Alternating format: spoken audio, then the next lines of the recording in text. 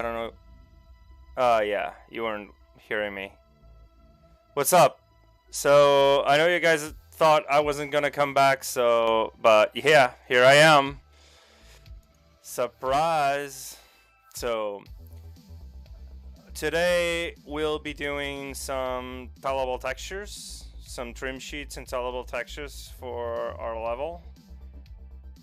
And yeah, so that's basically gonna be it, because it takes a while to get around how to make, you know, fairly good looking tellable textures. And I'm gonna use ZBRUSH for that, which is gonna be super fun, super awesome. And I'm just arranging my mood board. So last week we left off our scene like this, right? And basically what we did was, let's just recap this, because you know, like we should at least, for people who weren't here last week, basically we used and reused a bunch of assets from the level, from the Gate to Sanctuary level, just to assemble a few things here and there, to use the rocks. These are going to be placeholders, because I'm going to create rocks from scratch as well on stream. So you guys take a look at my process and understand how I go about it.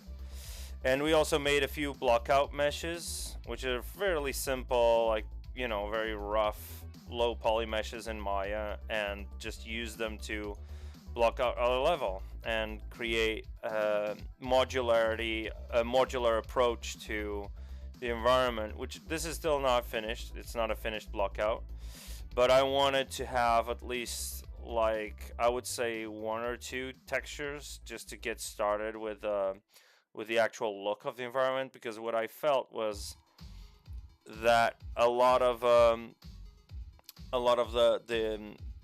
scenarios. Let me just check something here, because this is going to be important. Yeah, so a lot of the scenarios you do when you're in games, you usually put gameplay first, you know, but for our case we're doing like a portfolio piece basically, so we want to streamline that process and give you guys the finished look, just with the beauty part of it, let's say. Sorry, I can't concentrate because I'm looking at my own stream. Yeah, I was just checking if can you guys hear me all right?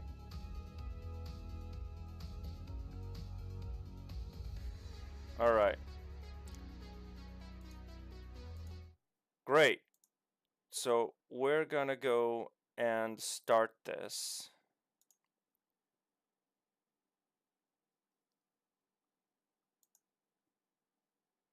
And for some reason, I think you guys are not listening. You can't hear me, right? Can you guys hear me?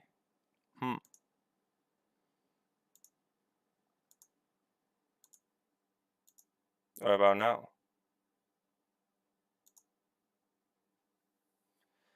Maybe you guys can hear me, maybe not. Let me just check again. Let me check. Yeah, that's so innovative. Like, Sorry, stuff that I'm just checking on Twitch. Yeah, okay. Sorry. Yeah, I think you guys can hear me, which is cool. Yeah, okay, cool. I was just checking because last week there was a problem with the audio. Like you guys were hearing like an echo or something. And I'm not sure because for some reason OBS is giving me 2 audio inputs. So, can you still hear me? Like now? 1, 2, 1, 2. Yes, maybe. Yeah, because I have the browser open, but my browser is on stream mode, so I can't actually hear from the browser. Okay, cool. Thank you. Right, so what I was saying is that we assembled a bunch of things here. This is just a basic block out. It's not finished yet. I was thinking this could be like a bridge, and then some archways, like goth archways around here. And here we would have like our main sort of crypt thing, room stuff here. I don't know. That's why I want to get the trim sheets and tolerable textures first, get them going. So basically, that's what we're going to do. And for some reason, since last week, my PureRef file got corrupted. So I had to bring in a lot of the references by hand again. And what we're going to do is, well, let's hope we get to it. But the idea was to do like tileable textures, which is this thing, which are textures that sort of repeat forever. And a trim sheet. And a trim sheet sort of looks like this, you know. It's tileable, but it's only tileable from left to right, or right to left. And the idea is to use this to actually build our architecture and to build our assets in the level. So we're not going to have your generic like game ready, you know, like flat and just with a texture slapped on. I'm going to use a couple of techniques in ZBRUSH to actually get displaced meshes, because up until now what we used to have was tessellation. Well, not tessellation, displacement basically with tessellation in Unreal, and we don't anymore because of Nanite, because you know Nanite sort of replaces that. But what we're gonna do actually is we're gonna use the bake to generate a height map, and then use that height map to displace our modular kit and our architectural pieces. So one of the first things I want to do, let me go back here to my one of the first things I want to do is actually bring in that plane that we did last week. We created a plane. I went through the texel density thing, how to set up texel density. Oh, you can't hear me. You can see me, right? Yeah, I'm opening up Maya, which usually takes forever. So, you know. So let me just open up. There it is. And open. Yeah, so basically we did a bunch of like very basic models, and then I used this plane to set my texel density, which is this exact plane that I want. Particularly, I want this snapped here, and I want this in ZBrush as my reference for scale. Because again, ZBrush uses, it's very hard to see like the actual scale in ZBrush. So what I usually tend to do is actually get a plane from Maya, which has at least the proportions of the texturing and a human proportion, you know, model. So that way I can also double check with the human.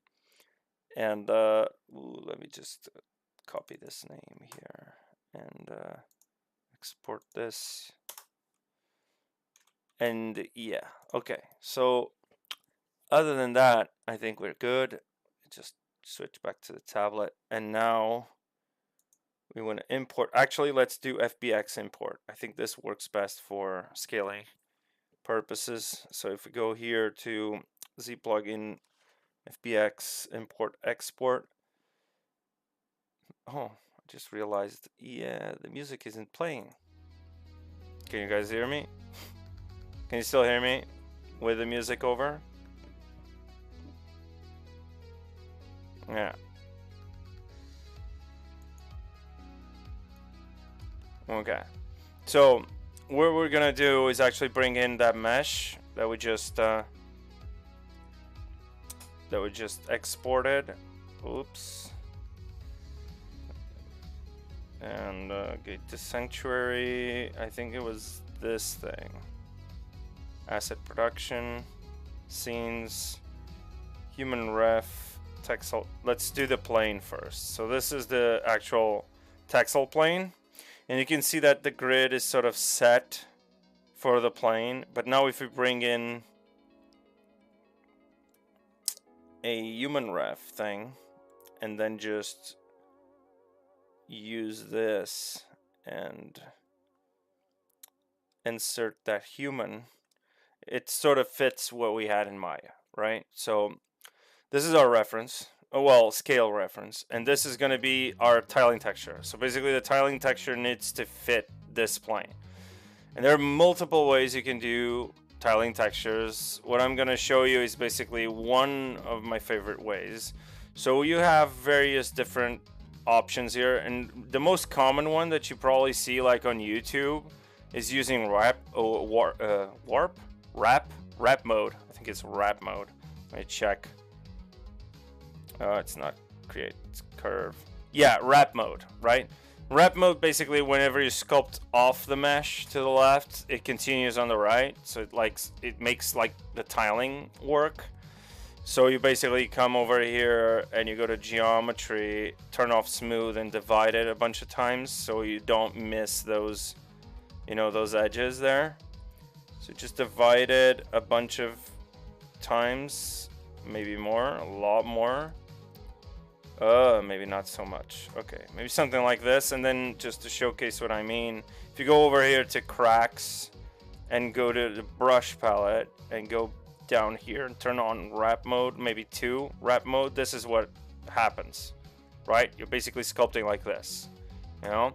But usually what you do is you get 1 because your texel thing is set to be 1, and this is exactly what happens. This is what I would use if I wanted to sculpt some sort of like a rock pattern or something that's a little more organic, or even something that's more architectural, but we're gonna go through that. What I usually do is not use wrap mode, not for this case, and I use a combination of array mesh and surface noise, morph targets, thick skin, a lot of other features in combination, and sometimes even wrap mode. So what I want right now is basically I want to copy this. So control drag. Oh, subdivisions. They have subdivisions. Jesus. Yeah, delete higher. Control drag. You have a copy. And now I get the cube. And now this cube needs to be set.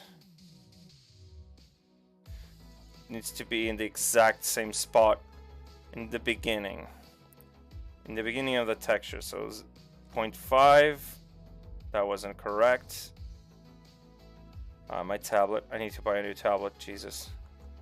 This tablet has a glass thing to protect the screen. And it's just... So another thing you want to do is actually snap your pivot there.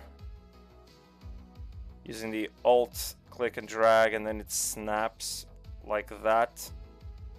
See that? And now you have a pivot there, which means we can actually start scaling up and down. And we want to scale to like 0.5. Whoops. Want to scale to 0.5. And this, you can see, fits sort of like that square. But in this case, since this is supposed to be like 4 meters, I mean, you don't have like a cobblestone that's like a meter, right? You have like half of that. So what I would probably do is something along these lines, like 0.5 even. And now, just with a simple cube, because you want to keep it simple for now, just so you preview the proportions and all that. And you go to array mesh, you turn it on. We did this part in the last stream, so let's just go over this and create the array mesh. And now what I want to do is I want to move. I want to lock the position. I want to offset. Actually, before this, I want to split that cube. Let me split the cube. Split unmasked. And turn off solo mode. I have hotkeys set for that. Turn on array mesh. Lock position. And then offset this to like... maybe... I guess this depends, right? 15? No, 14, because it counts cube as 1. So yeah, you can see 14 is right there. So now if we raise our repeats to like maybe like 8 or maybe 5 or something, then put this at like 7 actually. Let me check. Yeah. Maybe it's 8.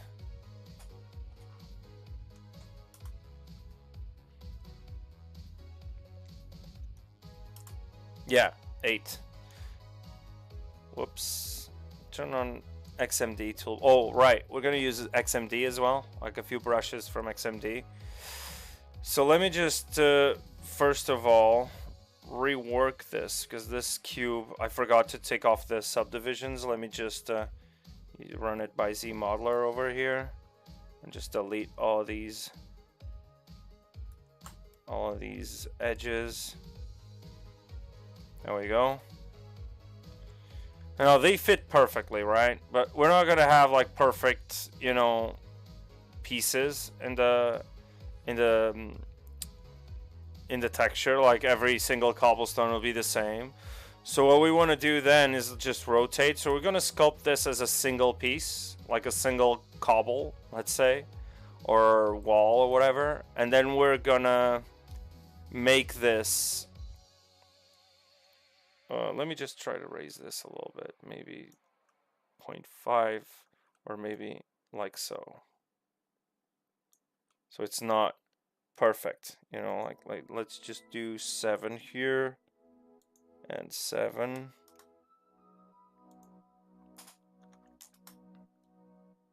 There we go. Now if we move like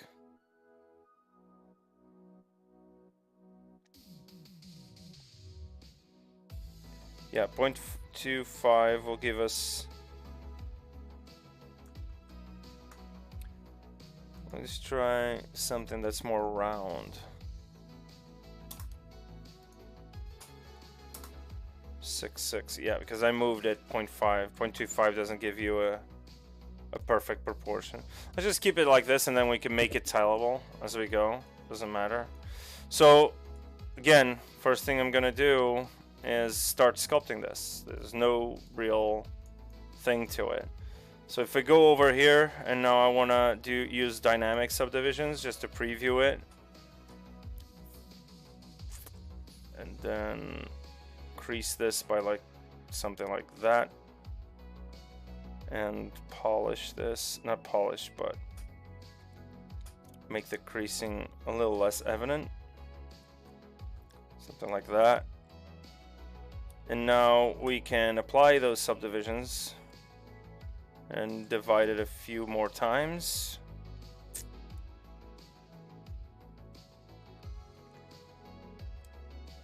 There we go. Control D. There we go. And now if we start sculpting, let's say I'm doing this and I press A, you can see it's doing the same thing for every single one of them. So then we're gonna rotate this around. We can use array mesh for that as well. Like we could just have a stage where it's like 2, right? And this should be 2. And now we have 2 of them. And now this one could be rotated around, you know, like maybe rotate this, whoops, not lock position.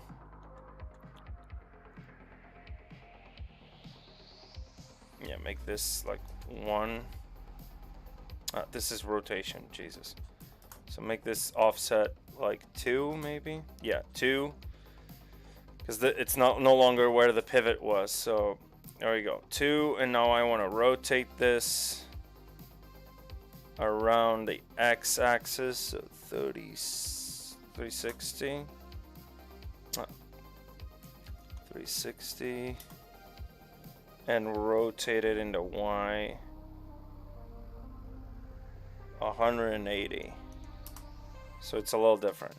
So now if I sculpt on the back, you get a different version there. And then at the end of it all, we're gonna actually sculpt over the entire thing, you know. So there it is. And now we append a new stage and we repeat this 4. Like we want 4 of these. And we want these to be 4. And there we go. And now we have less repetition. And now we can always preview what we're doing. So if I go over here and just start breaking down this fairly generic shape over here. So looking at the reference here, yeah, we're gonna just make it look like a rocky material, and then we're gonna break it up and make the damage and all of that stuff. One thing to keep in mind is that you don't want to make the texture like too noisy or with a lot of detail, with a lot of information, because if you do that, what happens is if it's gonna tile all over, you're gonna notice as the player. You're gonna notice like the patterns repeating, and you don't want that. Because what we're gonna do then is actually just have a bunch of other textures and paint on top of it. Like we're gonna paint dirt and moss and puddles and stuff like that in the level. So we can do something just breaking up. I use trim dynamic to break up the primary shapes, but I don't like trim dynamic is good for like very basic stuff, but it still gives you like this blobby feel to it, right? So something like this, you know, if we go to the back, we start breaking this up. What I usually prefer for these kinds of things is actually an orb brush called Flatten Edge. If we do this, you can see it's crispier, but it would run into the risk of making it too stylized, which you could not want. So we could have something like this, and then, yeah, but you know, you have at least something that's a little more realistic. If you leave it like this, like super simple, it looks like a cobblestone that's stylized. So if you do this, well, that one is still blobby, so we can just make it flatter. Just make this rotation here. Or you could use the mallet, which is my preferred brush for rocks. And but we can still use that anyway. Alright, so we have this. Breaking up some rotation. You can see the repeating pattern, but I mean, we're just starting, so. And also, you can preview this, or we could do something that's a little crazier, actually. I want this to offset in the Y. I want this to offset, not in the Y, I'm sorry, in the Z axis. Offset it by -2. And now the second stage should be like that. So we get like -4. It's not a perfect square anymore.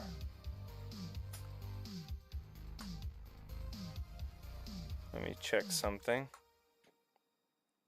Yeah, lock position.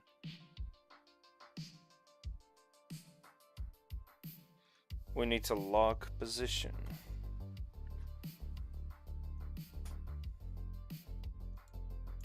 We're gonna make this offset in the Z axis as well. -4. Let me just get the human guy out of the way. Yeah, this is not right. There's something here off with the proportions. Maybe we want to have this lock size as well. Maybe that's why. Let's go -2. Nope, there's still something wrong there. Doesn't matter. I'm gonna break it up anyway. Might as well.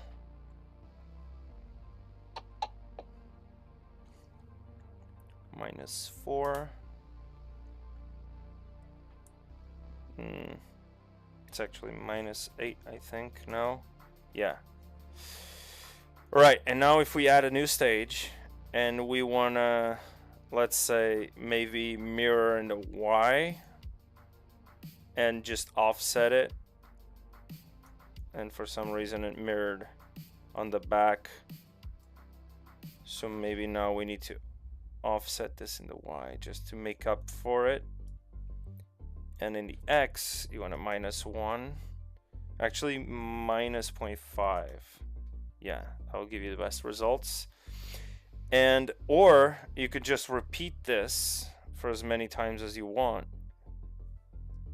Because now, actually no, we want this to be, no, that was right, that was correct, 0.5. And now we want to transform, actually let's repeat this. Let's do it 4 times. And let's do it -2. -1. There we go. Maybe if we go over maybe 8. -2 now. -2. There we go. Whoops. Forgot the offset thing on the Y. Doesn't really work that well for some reason. It's the lock size that's messing me up. But it doesn't really matter. It's just a preview anyway. I might as well just keep this. It's just for me to preview how it's gonna look, because then you can move, and I'm gonna move them around.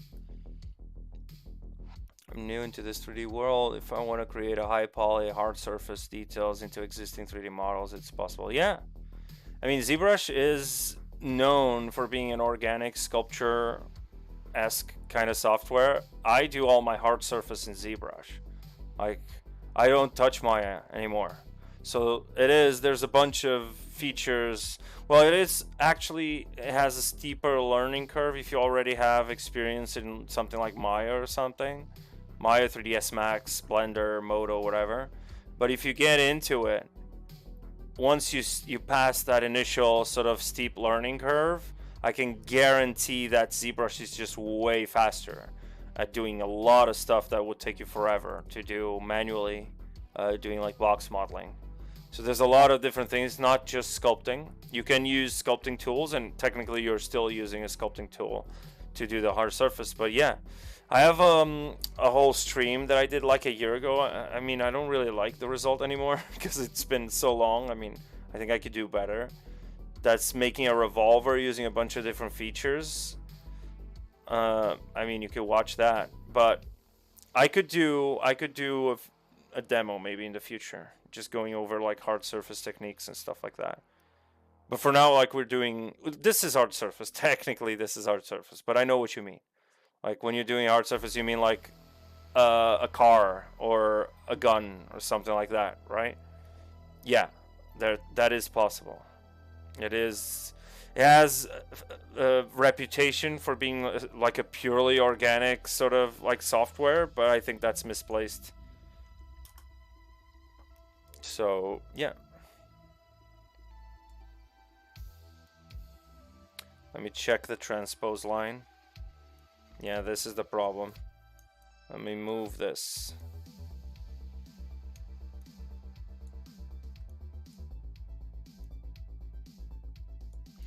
Moving the pivot here. Put this Y amount to 0.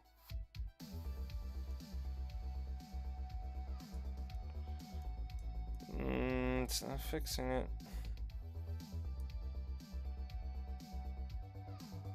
Yeah, because it's starting off in a position. If I go over and put it at 0, take off transpose. Whoops. Yeah. Alright, I don't mind this, to be honest. Just take off the lock size here, just to check if there's something. I don't know if this was a good idea though, to make it diagonally go over, but it doesn't really matter. I mean, I can preview it like this because it's still going to be a texture anyway. So let's take it off like this textile plane. Most of these we won't even use, so what we can do now is actually make another array, append another stage, and then just move it. Whoa. Move it this way. Yeah, it's supposed to be 4. There we go. Yeah. So if I go to stage 1, stage 2, whoops, stage 2, then stage 3 is where things went a little haywire. It's because of the mirror. So I'm gonna forget that mirror, and instead of doing a mirror, I'm gonna delete this, and I'm gonna rotate this around in the z-axis for 360. Oh no, because it has locked position.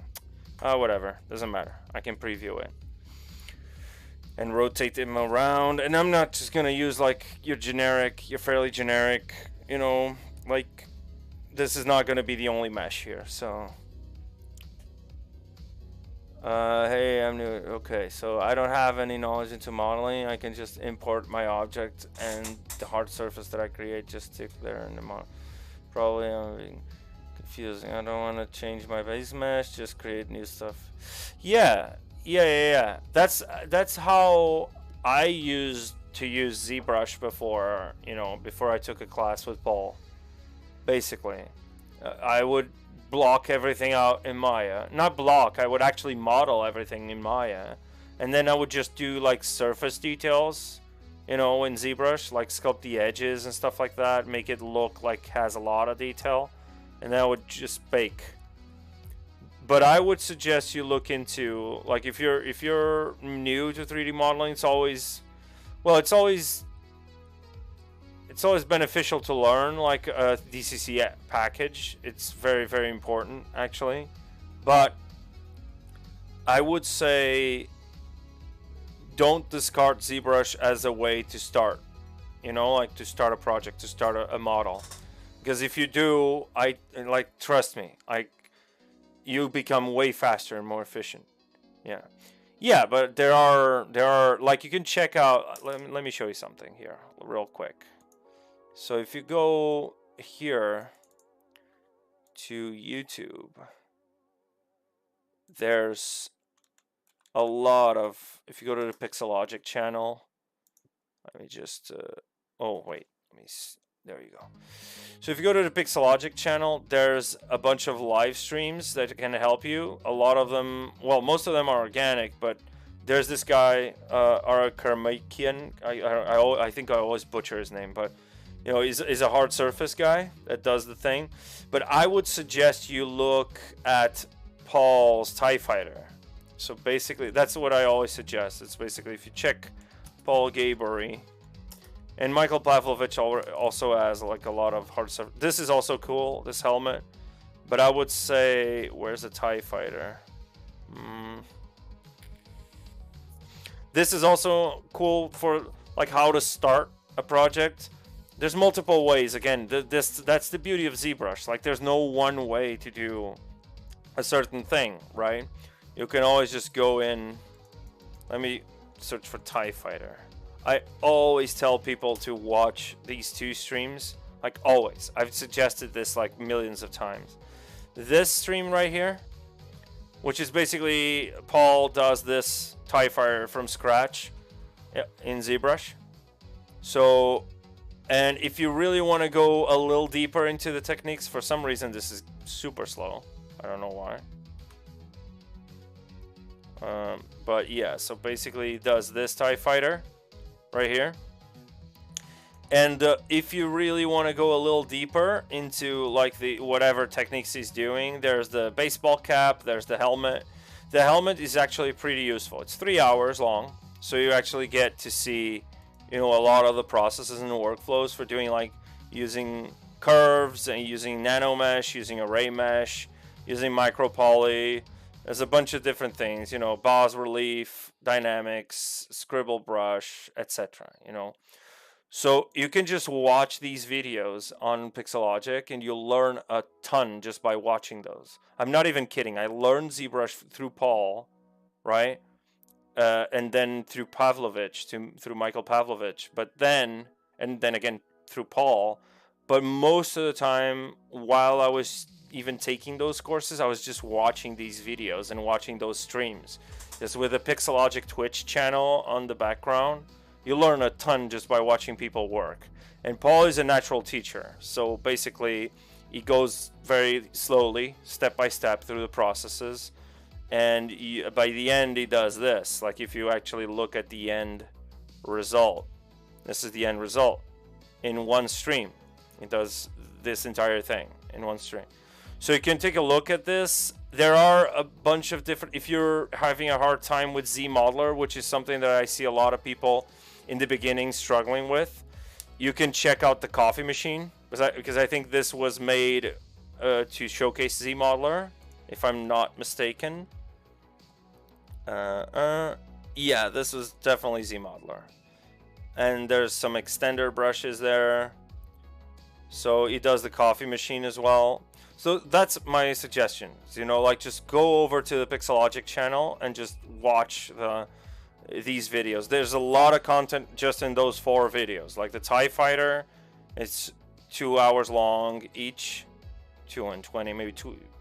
That's like 4 hours and a half. Then there's like almost 3 hours for the coffee machine. And then the helmet is another 3 hours. So you have a lot to entertain yourself in the meantime, you know. So yeah, that's my suggestion if you're having a hard time. But yeah, cool. Yeah, I hope that helps. No problem. Yeah, a gun, exactly. So yeah, a gun. And nowadays I would just do it in ZBRUSH, like, to be honest. There's even if you check out Michael Pavlovich, he has a bunch of different like blocking techniques. He has this also. Sorry, I know this is a tangent, but I learned with Paul to be like a tangent master. But if you check out Michael Pavlovich, there's this playlist he has here, which is, it's a little old, but it still applies. You know, a lot of the techniques and features are there. So if you go here, there's a speed modeling and texturing playlist. That's 9 videos in real time. So there's no like time lapse, whatever. It's in real time. He does this shotgun from modeling to texturing. And it's, I would say every video here is like 10 minutes, but he's like incredibly fast, and you know, and this was done in real time on those videos. So if you want to check out the entire process of how he quickly does something in ZBrush and then very quickly does some rough UVs and then brings them into substance to texture, just to, for the iteration purposes that he's pointing out here, that works kind of well. So yeah, there's this also that I would suggest you take a look at if you're into guns and stuff. All right, cool. All right, let's go ahead and just do the little cobblestoney thing.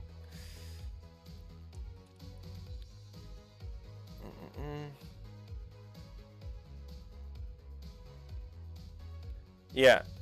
Well, yeah, but what I mean is if you want to learn ZBrush, you know, like if you want to learn ZBrush to be like a hard surface artist, then I would suggest you take a look at that, because that's those 2 people are my references when it comes to hard surface. Actually 3. There's Michael Pavlovich, Paul Gabri, and Marco Plufe. He's also, but he's a character artist, but he does hard surface. He does a lot of hard surface, like mechs and stuff, you know. And that guy's insane. I mean, if you just watch like one of his streams, your mind will be completely blown. So, all right, let's get on with it, because otherwise we won't have time for everything that I want to show you guys. So, all right, so the first thing I want to show you is my mallet brush. It's not mine, actually. There's in the light box. If you go to the brush palette here, not brush palette, the brush tab, and there's the mallet brushes there. I use the mallet fast 1 and 2 basically. And the mallet fast 2, what it does, it picks up a plane and then it just flattens everything. So the mallet fast 1 BMJ is just sort of like, it's basically a mallet. It's a hammer. You're hammering away at the surface. See that? So this is what you're getting. It looks like a clay buildup brush, but it isn't. So You go over here just to break up the surface. And then what I want to do is I want to break up the surface. It will stop looking like a cobblestone for a second right there. But I want to break up this surface because I want to make it irregular. And what I'm doing is basically tapping away. I'm just tapping like you would with a hammer, right? You're just hammering away. So just hammer away at the surface, go over like this. And now you've broken up the surface. And now I go back to my orb, flatten edge. And I just go over on zigzaggy forms like so. And I can resculpt this, and this is just to break up that straightness that I had before, so you can see now that it's less straight. And now I can go over like this, and I can tap away with the flatten brush just to make it a little more broken up, and like this.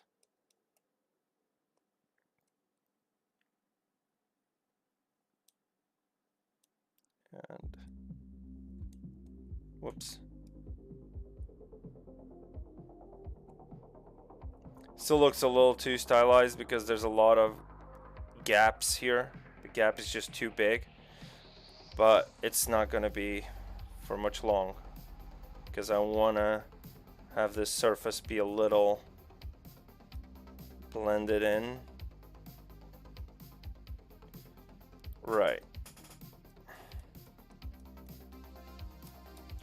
So one other thing that you can do, let me just duplicate this and show you guys what I mean. Let's go back to where it was before. Is actually before we start doing the trim dynamic thing, we actually do this to flatten it up just a little bit and use that to create this pseudo noise here.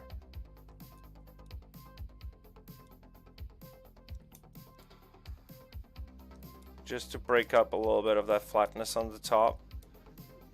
And now we use the mallet brush right away. And I'm gonna use the mallet fast 1. And then just do a smaller edge. Just breaking up the surface here. Could even make this smaller. Take a look at the reference there. And maybe I want this to have like a cut there.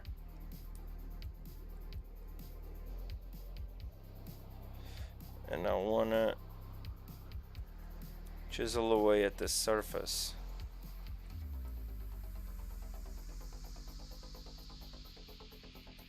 Whoops.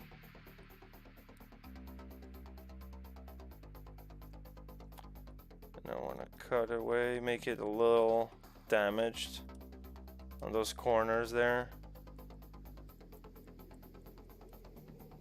Just break up that repetition there on that straightness of the edge. No straight edges, especially in organic environments. Same thing here. It's just tapping away. Just tap away at the edge.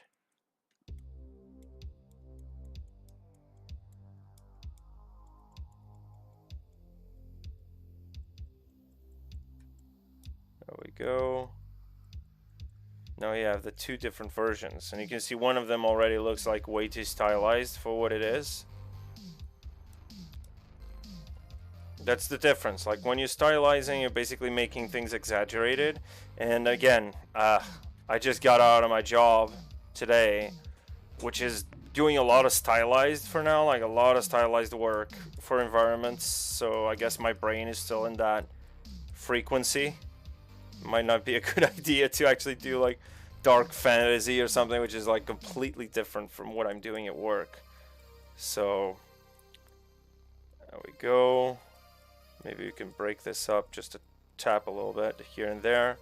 And now we can even use the mallet fast 2. Whoops.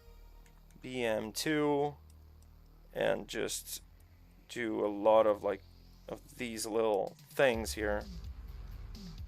You can see what's going on there.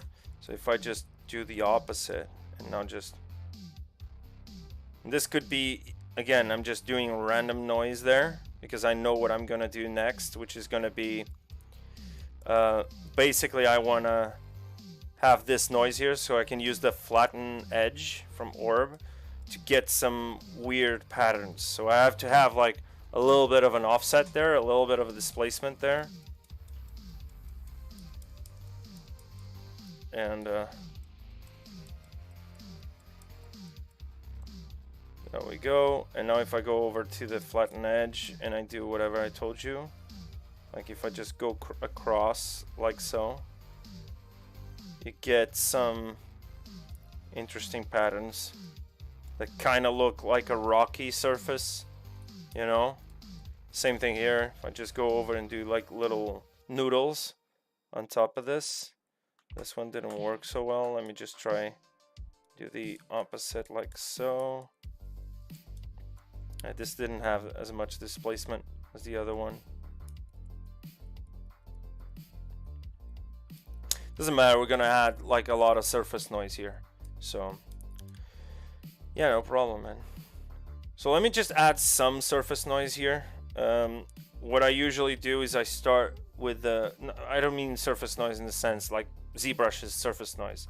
I want to carve in a little ups and downs and make this a little damage. So I'm gonna use and abuse this mallet fast brush, and I want to look at my reference and go, okay, I want to carve in like a little chunk here, like so, and then I want to make the plane shift there, sort of like that, right?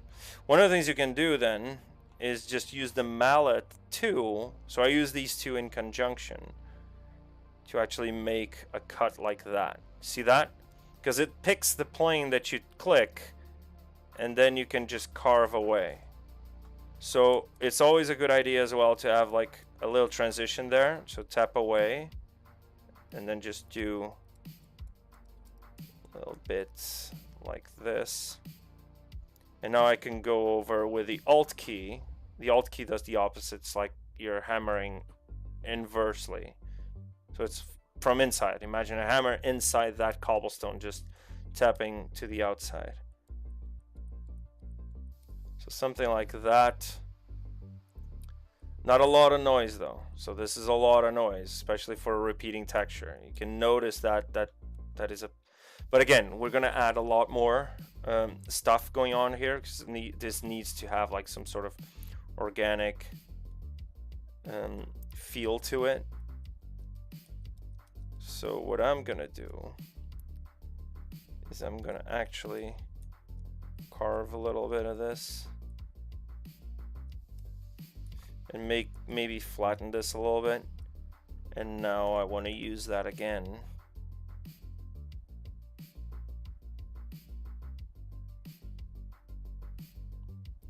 Just to make this a little, see what's going on there? It's just carving away. And then I want to have this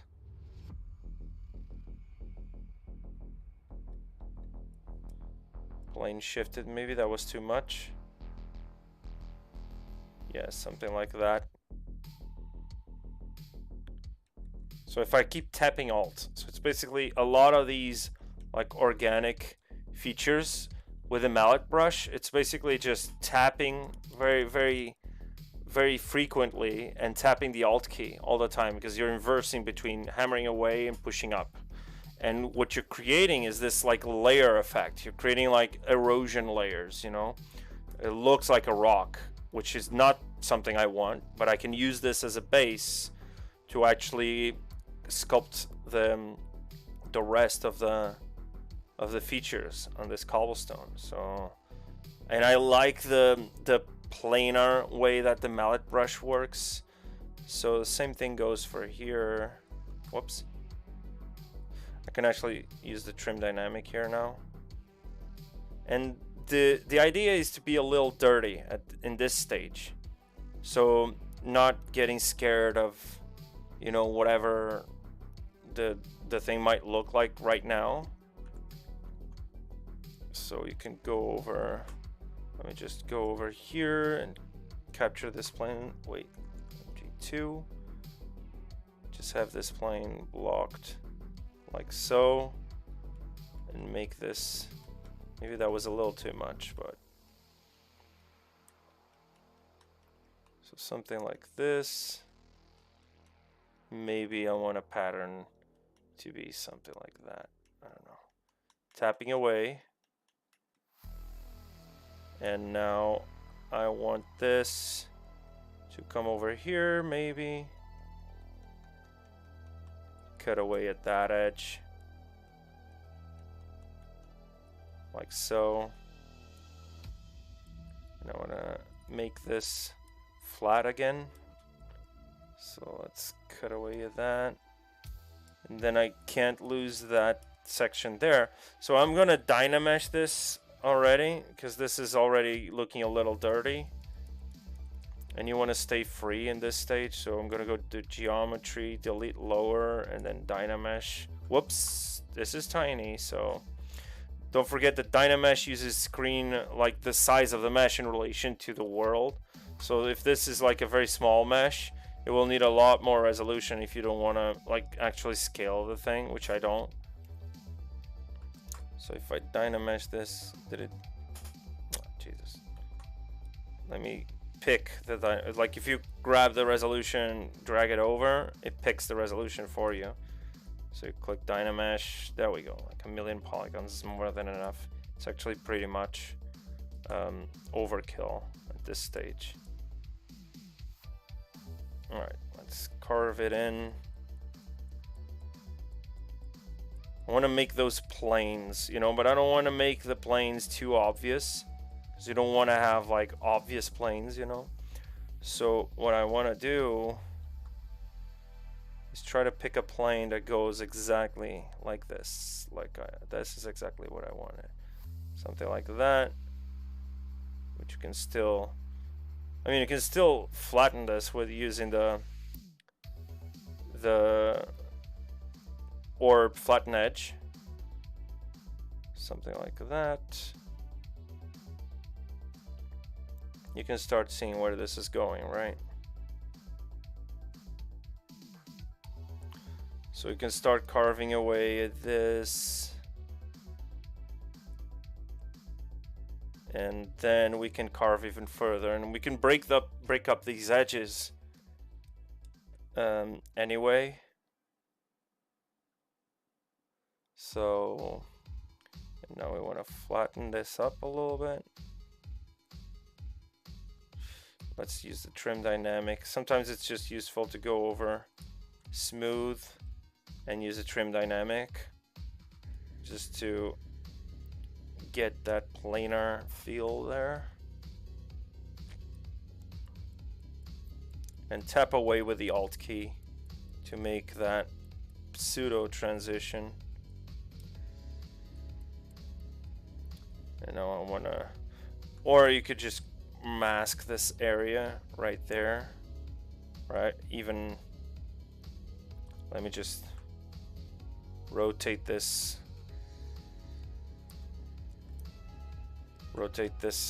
like that. Oh Jesus, my tablet's not. So I can snap this, maybe make it like that. There's a way with a transpose line to do something like that, but I can just make a clean cut like this and then just break it up a little bit and just remove the mask there, something like that. Invert this and now go ahead and use the clip curve. Whoops, wrong way.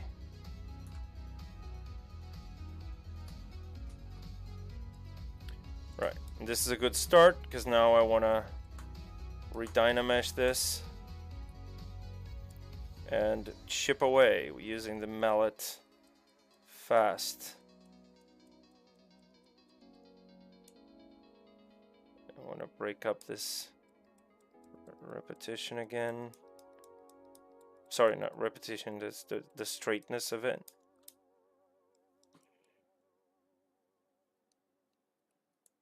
break this up again.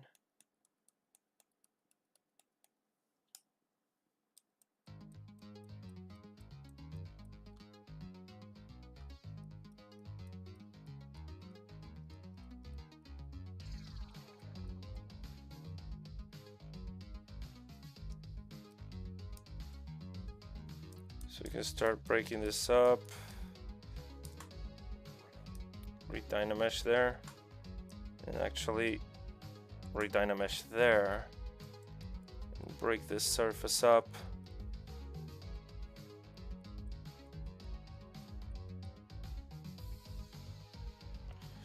Make like a little jagged cut there.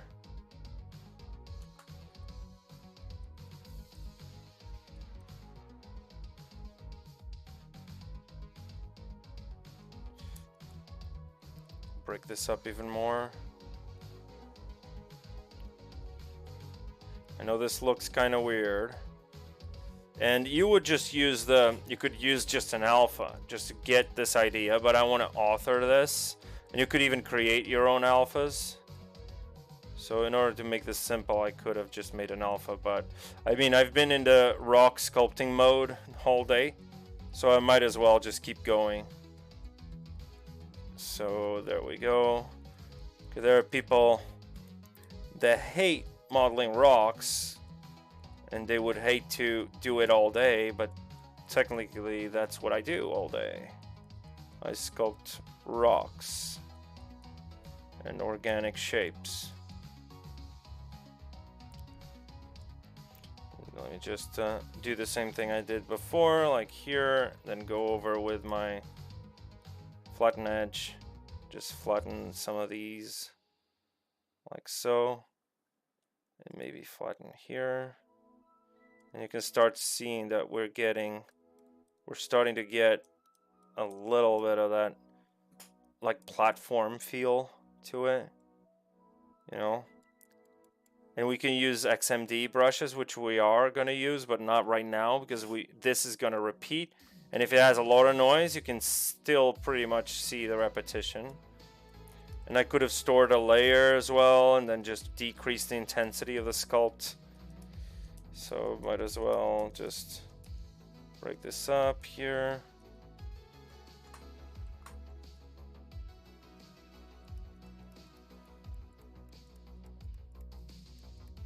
There we go. Let's use the trim dynamic. Again, pressing Alt. Could use the H polish brush as well. It's also that's a brush that I actually like too. So let me just grab this like so. Let's simplify this noise here. That the only downside to using the mallet fast brush is that it gives you a lot of noise, and you have to keep that under control. Otherwise, you start getting a lot of like high frequency details, which is not exactly what you want, particularly for something that's going to be repeating.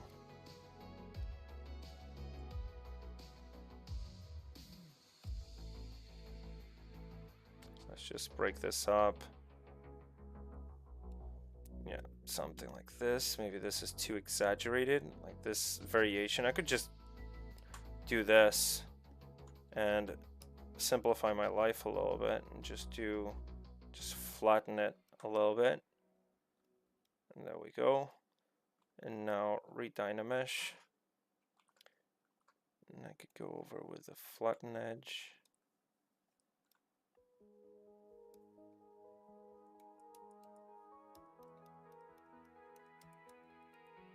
And just do something like this to be very, very subtle.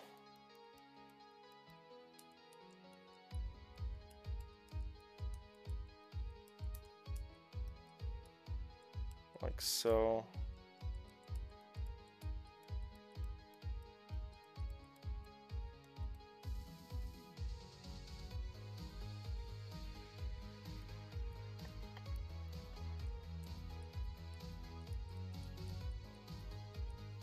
Let me use the mallet fast again just to break up that edge. no crispy green edges. Saw what I did there? And just break up a little bit of that. So it, because if you don't, it just looks too stylized, you know, like too unrealistic. You have to sort of break up those edges. Of course, this is not ideal here, so you might want to use the trim dynamic to just, or even the H polish, but I mean, it's fine. You're not going to see that anyway, because it's going to be like that. And here, you might want to get this filled up, all these noise patterns there. Just make it like, again, tapping all. I wish you guys could see, like pointing a camera or something at my finger, because I'm literally doing this, you know, that's all I'm doing.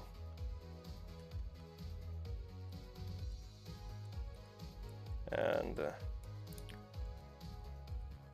yeah, it's a little better. There's still a little bit of noise there, but I mean, I am gonna use stuff like this, you know, like surface noise. So let me just really quickly get something here. We have this flattened out. Maybe not completely.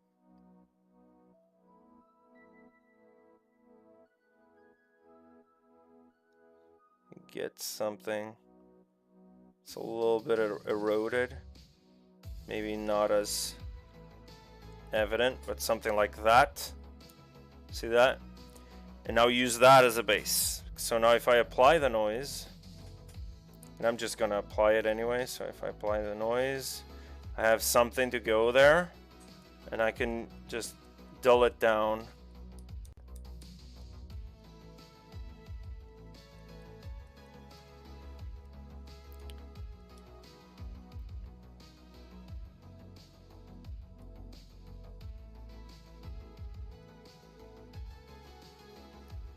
There we go. Because one of the things we're going to do is we're going to break up this repetition, because the rocks, for example, here, it makes no sense. It should have some chiseled section there as well. So the same thing goes for the other side. The other side is actually being a little neglected at the moment. One other thing we could do is actually use Megascan's textures to use in our sculpts. Not just, you know, pouring in an alpha or something, but using that to extract, to make like an extractor brush, for example, or use that to generate surface noise in layers with morph targets, and then just blend in between different types of detail. And there we go. So let's say I want to do this like that. So I have some sort of like break up the surface like we did in the other side.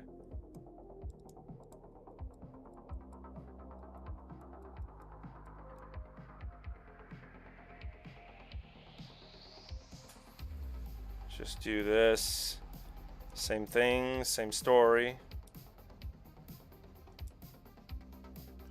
And now just go over with the orb flatten edge, sorry. You can find these on his Gumroad. If you search for like orb ZBRUSH, you'll land on a page that's Michael Vincente's page. And he has a bunch of other resources as well for ZBRUSH. He's a Blizzard environment artist, and he does a lot of pretty cool projects. He worked on Hearts of Stone, if I'm not mistaken. So he has a lot of ZBRUSH resources. So you get a lot of these. Like this still comes through a little bit stylized, but again, it doesn't matter. I'm gonna use the XMD brushes and use a lot of like surface noise to break up that whole stylization section. And let's be honest, I mean, Diablo is a little stylized. It's not like full on realistic. You know what I mean? Like, I have a feeling, and I have this, I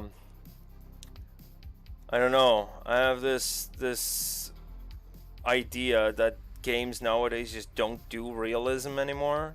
Even the ones that you say, hey, they're realistic. It's not like they're realistic. You know, they're not aiming to be realistic. For some reason now there's a trend of everything being stylized. So the problem with that is that a lot of the games, and I'm not talking about everyone, of course. I'm mentioning like there's a lot of games that just become sort of the same in terms of style. It all looks the same because it's impossible to have like a unique style every time you release a game if every game is doing stylized pretty much in the same vein, the same artistic vein. So a lot of them are just mishmash copies of like Fortnite, Overwatch mixed in with a little League of Legends, all mushed together. And that's how a lot of big AAA games as well, like they just look, at least to my eyes, maybe I'm getting old or something, but at least to my eyes, they're kind of looking the same. Each year they look more alike, which is like weird because they used to have like every company would have their own like very specific style. And I'm not saying there's no art direction in anything, of course there is, but nowadays I feel like there's people like in the industry are just being safe, you know, with their investment. Maybe it's because we're in a crisis or something, I have no idea, but that's food for thought. It's my opinion, at least. So one of the things we can do here is actually start breaking up the thing like so. And now we can use a little technique that I use, like the cracks. This is stylized, clearly. But what I then use is I go in with a slash curve. And I just do that. That looks a little stylized in my taste, to be honest. Yeah, that looks too stylized. And maybe if I do this, just the slash. Yeah, so this should definitely have a crack there. And this not so much. So this could be a little cleaner, actually. So I'm gonna go over and get some textures from Bridge. That's what I usually do. I go to Bridge, I download a few normal maps, actually, sorry, height maps, displacement maps. Let me check, like rock, and there's cliff. Where's cliff?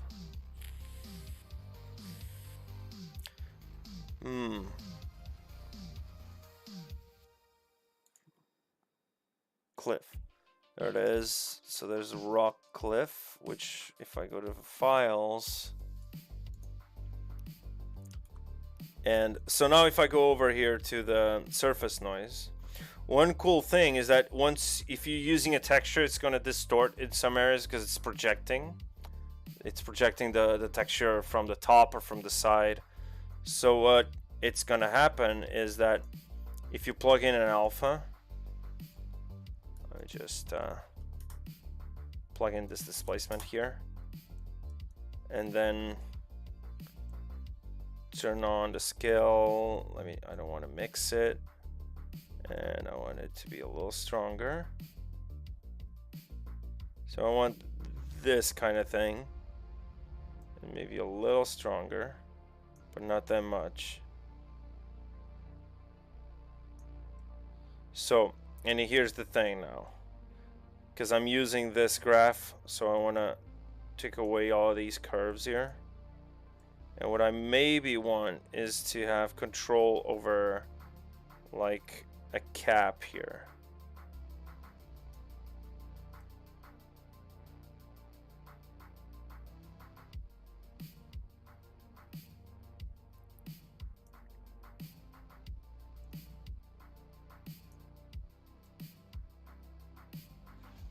So I want to break up the surface a little bit. something like that. I don't want to mix anything, and I want the alpha scale to be, let me reset this. So you see what's happening here, it's stretching on the sides. So that's because I'm not using UVs. So let me just click OK. And now I want to create some quick UVs. And for that, again, Dynamesh is not the ideal thing, but we just want to make them for this particular case. Sorry, not clip curve. So what I want to do is a slice curve, do this, and now I want to go to Z plugin, UV master, polygroups, turn off symmetry, unwrap. It's going to do the thing automatically. It's a Dynamesh mesh with almost 1 million polygons, actually over 1 million, so it's going to take a while. But once it's done, you can use UVs to project your displacement onto the mesh. I was thinking we could also start off with our trim sheets, but our trim sheets are gonna be a little trickier because it requires some planning, which is a little boring for streaming, you know? It's a little boring. So if you go, if might be able to do it like next stream, maybe the trim sheets. I'll plan it out and then just bring in, I'm going to use a lot of like live booleans that I usually use for that purpose. Now this is taking too long. My machine is not as powerful as Mike's. So what I want to do now, I actually, in order to speed this up, I want to reduce the topology, but keep the groups. So if I keep groups, turn off Dynamesh temporarily, keep groups, I want to smooth the groups, doesn't really matter, adaptive size down to 0, zero mesh. It's gonna use those groups to create the edge loops around. And you notice that I stored a little undo thing there, so I control click there to store a point in the history. And now that I have a fairly low poly mesh, I can go over here, project history. It's basically the same thing. And I want to do the UVs now because it's a lower poly mesh and it's done. So now what I want to do is I want to divide this and project, divide, project, divide, project, and divide and project. And it's projecting, and there we go. And now we have subdivisions as well as all of our detail back. So let me just go over here and treat this. It should be fairly noisy. I want to get rid of that noise altogether. But what I want to do is I want to come over here to array mesh and Jesus, I control Z too much. Yeah, this is no longer viable because of the lock size thing. Doesn't matter, we can work around it, I'm sure. So I want to go over here, whoops, and I want to maybe have 2 and do the offset on 2 and rotate this in the X 360. Jesus, I forget that if you lock position, it locks the, let me reset this first. Actually, not lock position and reset. And now I want to do the, whoops. There we go. 0.5, and I want to rotate this in the X, or I could mirror Y. And now it's working. Like before, it wasn't working. And now I want to, actually I should make the mesh. Let me just test this out. So append new, let's do 4. And this should be 1. The offset.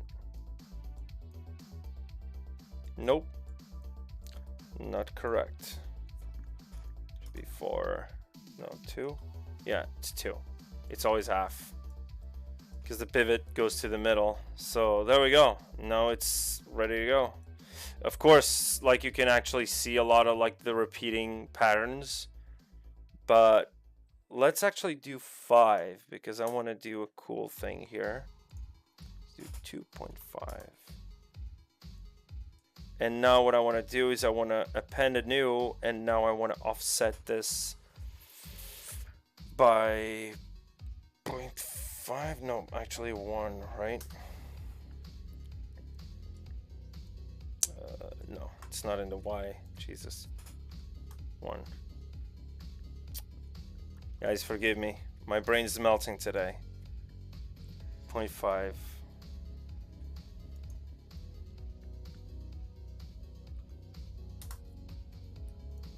There we go. And now I can offset this as well in the X. Whoops, it should be minus 0.5.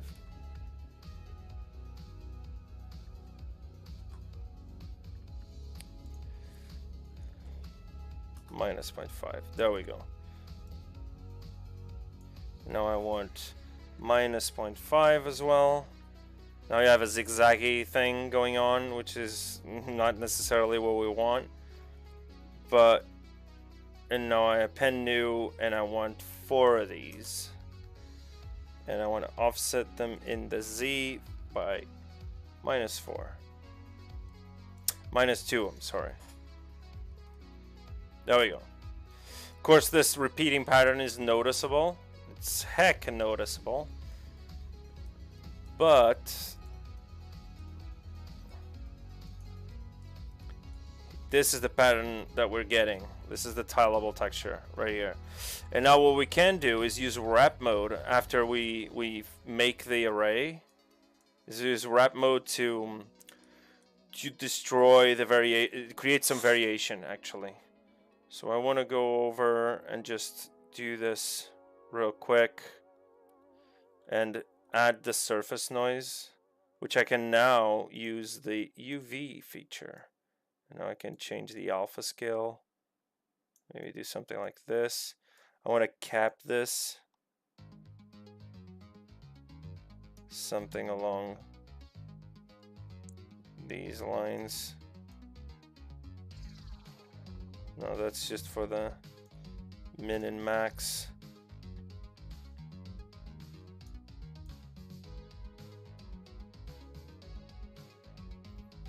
Actually, this was kind of working.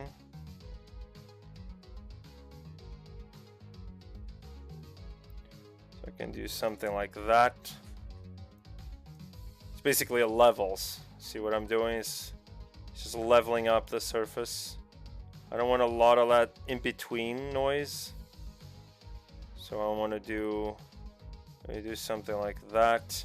This is not the best texture for this, but regardless, I wanted to show you something here. And you can see a lot of the repeating patterns there. But if I apply this to the mesh, remember that it's locked size, so it means it doesn't change the size properly. And now what we can do is go over with the trim dynamic and just a little bit, just give it a little touch here and there. So you're sort of like flattening this shape. Maybe you can use H polish. Make sure it's a little flatter.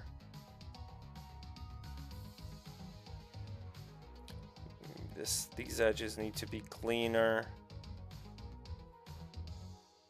Like this. Like the edges should definitely be cleaner.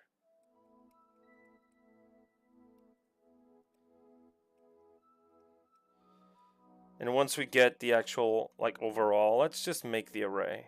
I'm gonna show you a few things. Let me duplicate this just in case. I always do that. Transform 1. Let's make mesh. Subdivision levels, of course. Like delete lower. And let's make mesh.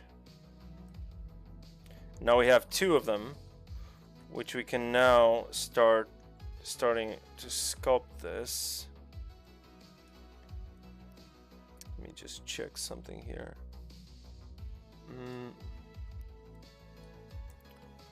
Start breaking up the repeating pattern here. That's looking kind of obvious. And this as well.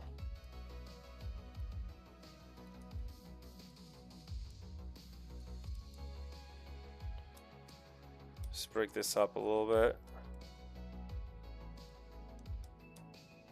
So a lot of the work that you're doing as an environment artist is dependent on textures, right? Even for film, not just games, you know, like you're using a lot of like textures to achieve certain looks and results. So even if you're manually sculpting or doing something, you will always need like a bunch of textures to back you up. So it's absolutely essential that an environment artist learns, you know, like designer, substance designer, or Quixel Mixer, all of the texture authoring programs that you can get your hands on, because they're going to be game changers for real. And you'd be surprised how not a lot of people get into designer.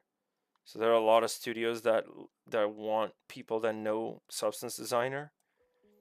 So it is also an asset in that regard. Right, so one thing that we can start doing is to actually start applying. The problem is that right now I have like tons of meshes, and the active points can start to climb up, and that could be an issue for performance. So if you have, especially if you have a slower machine, this could be like already lagging in your end, because this is technically it's not geometry, but in memory ZBRUSH is actually, it's like calculating that geometry anyway.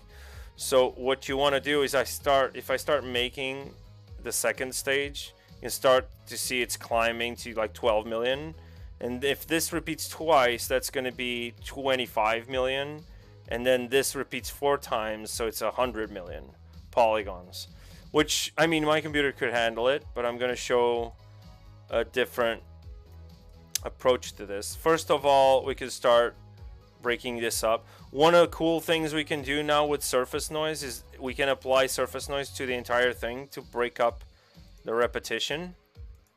So we can use the 3D projection mode and then just do some crazy stuff here. I actually am gonna get another texture.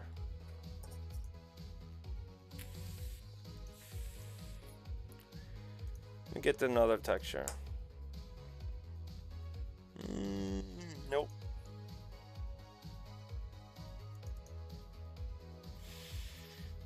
This is too much, but maybe, I don't know. Yeah, this is too much. Can use this just to break a little bit of the repetition. Let me see. Yeah, I can do this. Maybe have this break up like that. And I can mix it up with a little basic noise. That's what I usually do. Raise the basic noise up. And now I want to do this in a way that looks like it's like damaging the edges. Of course, there's still that little piece that's like noticeable everywhere, but we can go like by hand and just, but you can see this already sort of breaks up the repetition. So I'm gonna preview this. Let me do like a min. So it applies that to the min of the texture. Maybe I want an alpha noise to be like 1, maybe. Yeah, and this is gonna break up a lot of the repetition we had before. So you can see what's going on. So before we had this, right? Super repeating. Now if you apply surface noise, it's gonna break it up a little bit. It still doesn't break it up completely, like over here. but it does over here. Like, you can't tell that this is the same as this, right? So if you apply the surface noise now, you're gonna get a much better result, well, except for this little section here, which you can easily just run it through an H-polish right there, and we can use now the XMD brushes. I have a few of them here that I really enjoy. So I have like damage kits and stuff like that. And this damage kit does literally this. This is like an alpha brush that just breaks up the surface. And I usually use this very cautiously because, again, it could break up the tiling texture thing. You know, like it could break up the illusion of being a different texture. But I mean, I use this sometimes to just, for example, these like small transitions here. You have this like, and I use this with morph targets. So if I store a morph target now, and I do this, actually let me do this, and now I use the morph brush, I can morph it back in certain areas. So I might as well just dull it down a little bit so it's not that noticeable. And then I can go over with the trim dynamic and clean up some of these edges here. I have a little bit of a crunchiness there. And here we could go over with a mallet brush.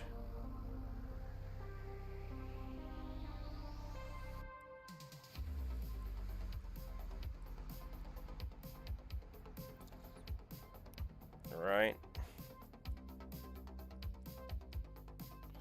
I think we can start like actually blending them together so it looks like they're part of the same tile pattern. So let's go over with a mallet 2 brush.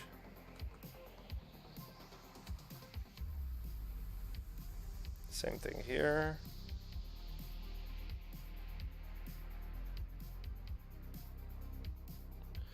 It's breaking up that surface there, especially here. You want to make sure that this gets that job done.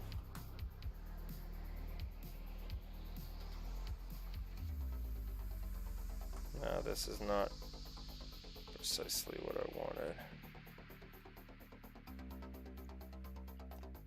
Well, there's that repeating pattern there. So what we're gonna do then is we're gonna clean this up. So we're gonna do the warp flatten edge brush and just flatten out, well, not that much, maybe just a tad.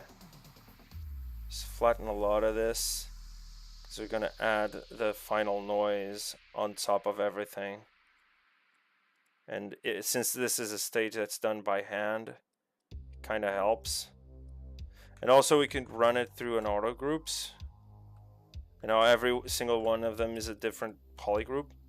So we can now just control tap this and rotate it around. Like that. Or maybe control tap this. And instead of having it, because this is fairly similar to that one, so I might as well just do something like that. And that already starts to break up. For example, these two look too alike, so I don't really like this one. Might as well just rotate it like that. And then rotate it like that.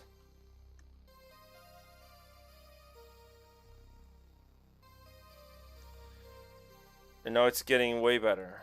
Like if you take a look at that, well, there's still that noise there and that noise there. So we can go over and start just slightly dulling down the surface. There we go. Right. Array mesh. And now, if we really want to break up this repetition, you can apply the mesh, but we want to, maybe we want to dynamesh this with groups on, because I want this to be a lower res. So let's create a point in history. And now I want to dynamesh this, and you can see this is like super high poly. I want to like half that. Let's see if it works. Yeah, this is 1 million. Oh, of course, like groups and dynamesh. We can just weld them all together at the end anyway, because it's still going to be a texture. But I want to keep the fluidity when it comes to these things. So these are still separate, even though they're dynameshed. You see that? So, and now if we apply this, well, it's actually 19 million. What the heck happened there? Let's see.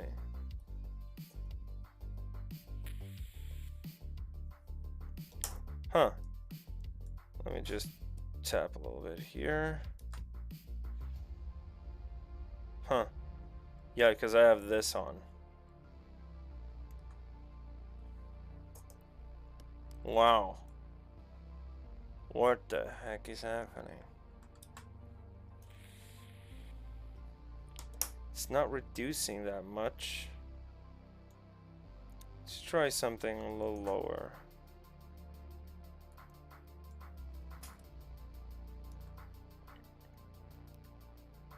Ah, it's only doing it for that one.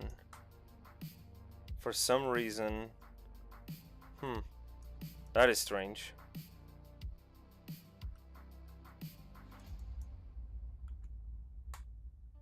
Let's turn it off completely. Turn it on. Huh, this is so strange. It's just dynameshing that one. Some freaking reason. Let's just duplicate this and see if the next one, if this one has the same issue. So groups, let's turn off blur. Let's go like that.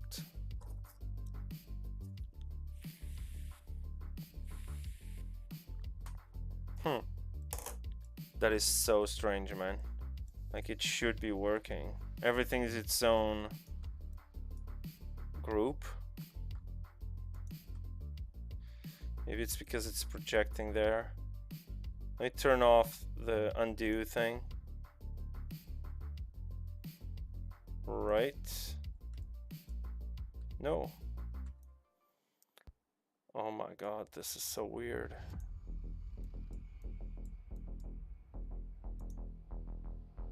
Let me just Control W and dynamesh everything. Let's see if it... Yep, now it works.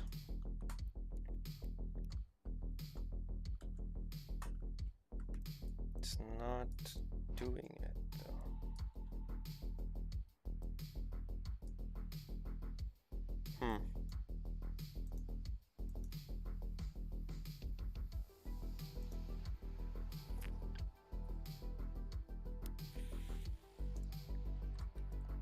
Well, that is weird. Doesn't really matter though. Let me just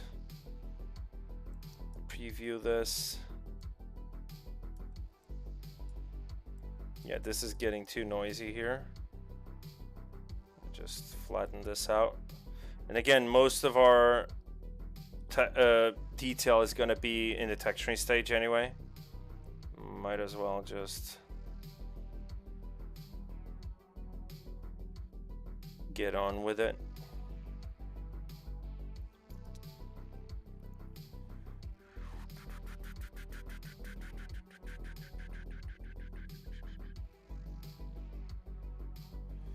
Something like that. I'm gonna break up a lot of these. these flat planes there.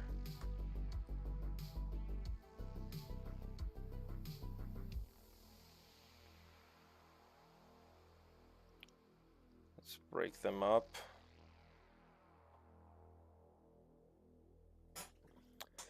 Baba Booey.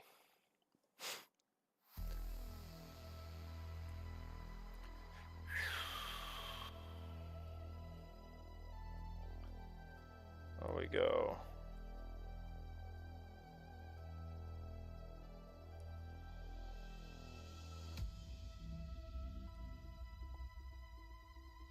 Let's make sure this is all neat.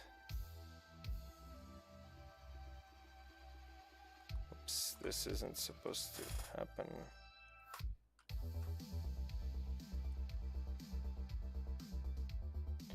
Like Dynamesh was basically reacting as if like I had like a hidden mesh, you know? Maybe that was it though.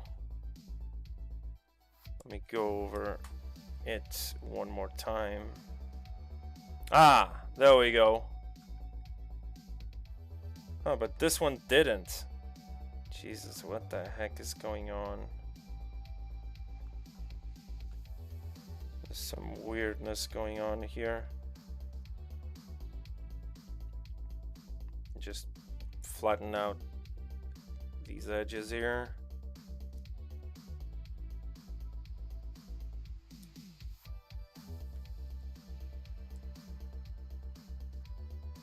Make them a little flatter in some areas. Like so.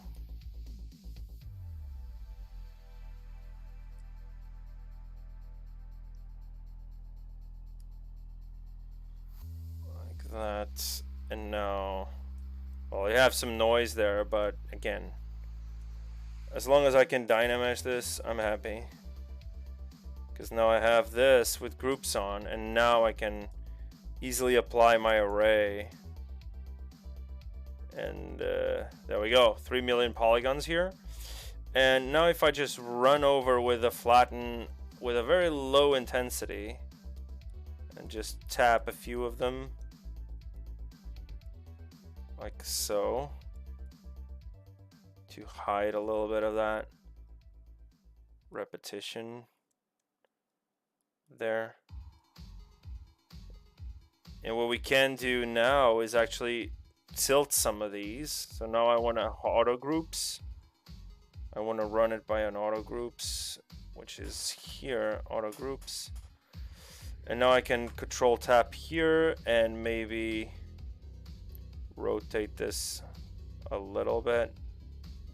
Maybe rotate this one. Maybe a little bit like that. And then this one as well, maybe something like that. And maybe this goes down a little bit and does something like that. And then this could have some sort of like crack or damage there as well. Let me just check.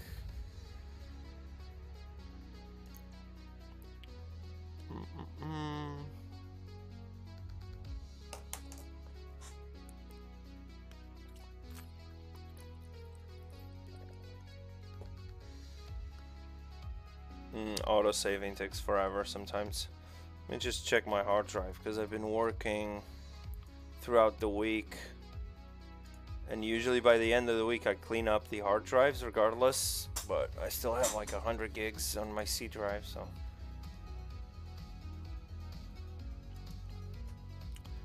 there we go. So you want to tilt this over.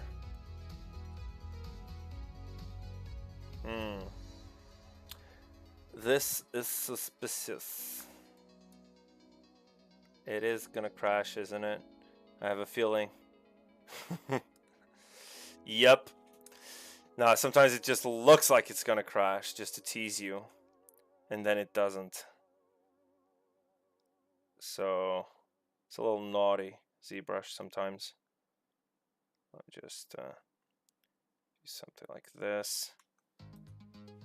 So now we can start to have a little bit of breakup there, here and there. And now with a flattened brush. Also, now if we apply that noise, it applies to everything. Again, I'm not really concerned about the sides of the mesh because I'm not gonna see that anyway because it's a texture. But we can now start working in layers, you know. We can even have layers to have like degrees of damage. So if you have, let's say, like 3 types of tileable textures with 3 different degrees of damage, which could be used for gameplay or not. It could be used like if something falls there, or if it's like a Dragon Ball Z game or something, and the character just falls there on the ground, you can switch to that other texture, and it will remain damaged until the end of the fight or something, let's say. So that's a pretty cool thing to keep in mind, which you can use the layers and export them separately. And the layers in ZBrush don't work like Photoshop, so it works a little different. The layers in ZBrush work in a more additive manner. So if I start this layer, and let me go now to surface noise, and I want to take away, like I want to delete this morph target because I don't need it anymore, and I want to store a new one. And this is important because you can use the layers in a Photoshop-like manner, you know, if you basically use the morph targets in conjunction with layers. So I have a morph target with nothing there, right? And now this layer, which is being recorded, has this surface noise. Let's just say this is our starting point, and I want to have something like that, maybe a little, maybe not as strong, and maybe the scale could be no. It needs to be something like this, and it doesn't have UVs again because we dynameshed, right? Whenever you change the topology, there go your UVs. But I mean, we're not really concerned with that. This is a tileable texture. You don't need UVs on your models. Just the plane that actually is going to bake the textures. So let's do this. I'm just going to showcase what I mean by, let's just keep it at 1. There we go. So let's say you have something like that, and actually let me see if I can, no, this only works with okay, we can tile the detail like the curve. Can have something like this that's a little bit more organic, or maybe a curve like so. Yeah, something like that. No, this doesn't, it's not doing the same thing, so I can increase the strength or decrease the strength of the curve. Maybe I will. Maybe I have another platform there. Something like that. So it gives a little lip to every sort of destruction. You see that? It's like a little lip there. So that's the strength, which basically offsets the points. So it splits them apart. So if you have just a little bit of that, and now you apply this to the mesh, and you have some sort of like, you know, detail there. I could actually just raise the subdivision count. Let me just do the auto groups again just to be sure. And let me raise the resolution a little bit. Let me check if Dynamesh has groups on. Yeah, it has. Yeah, it has layers. Damn it. Let me delete this layer. I haven't done anything to the layer anyway, so I might as well just Dynamesh it again. It has a little bit more geometry, so now we hopefully can just delete the morph target, store it again, create a layer, and apply this noise. Yeah, that's a little better. I mean, it's a little, again, we're going to use this in Substance anyway, so. Okay, so flatten edge, again, we want to break up the repetition, right? So we want to flatten this up a little bit. And one other thing we can do now is start to emphasize these cracks. yeah, emphasize these cracks here. So you want to start sculpting the edges here, because again, you're going to see this from the top, not from the sides or whatever.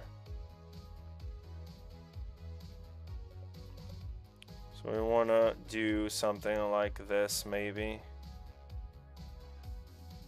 just to re-emphasize that. What?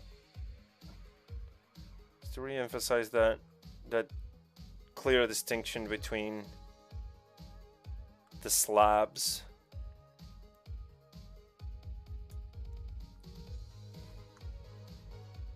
No, it didn't do anything.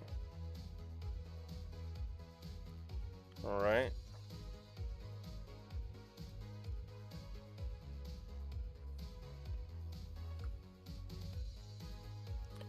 Just to make it a little more evident, like that's a different.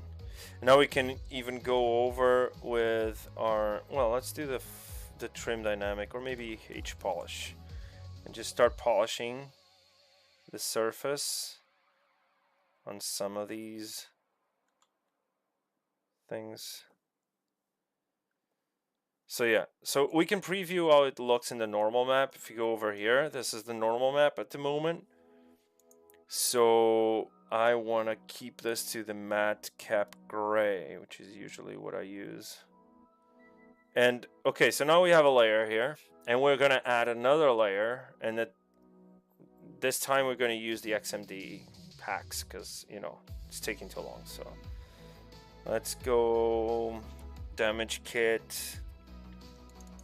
Let's do a little bit of a damage like here. Whoa, that's just too much. One of the things we could do now is array, but array a preview of how it tiles.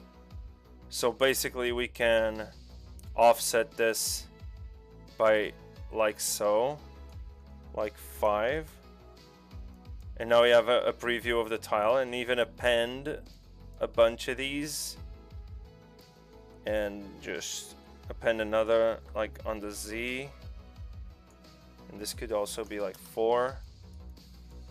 And you can see there's a lot, like that repetition right there is very noticeable.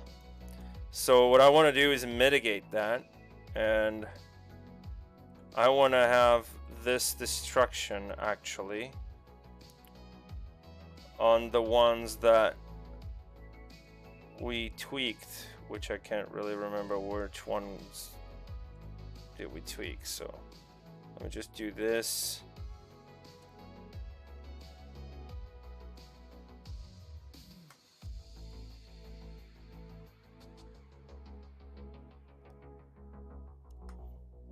All right.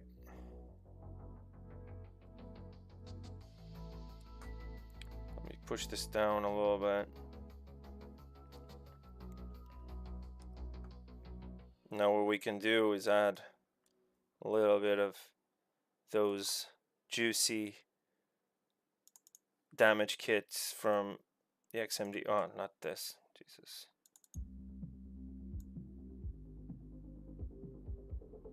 So like that. So it looks a little bit destroyed. Well, that is noticeable. This is 4 meters anyway, so. We could break up the edges here. So there's a lot of things that goes on to actually making a fairly credible tileable texture. And since we're trying to do this on one stream, I mean, because I should actually go over here and sculpt it by hand, you know. And then the thing is, it's usually never like just straight squares, you know. So usually what you get is some of them being squares, others not so much. Wow, what the heck happened? There we go.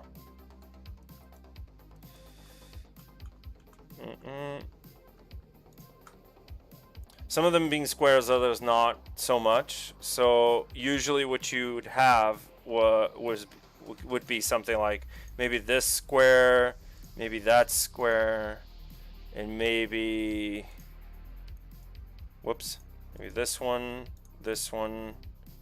and yeah, some of them are rectangular shapes, so then you just fill it up with the rest, you know, to make a little breakup.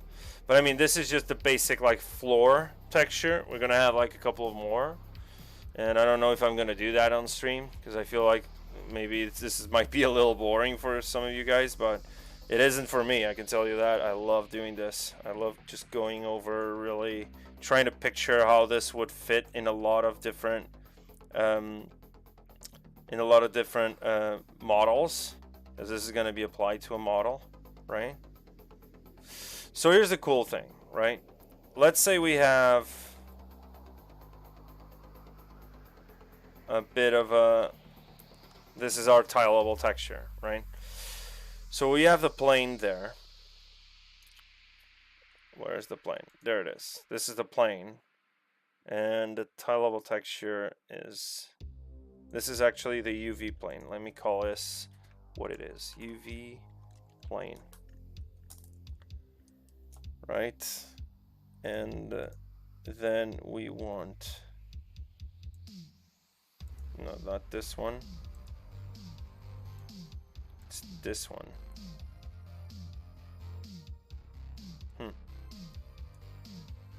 Why is there still, this shouldn't be, yeah, this is not the UV plane. Let's get the textile plane, duplicate this, and call this UV plane.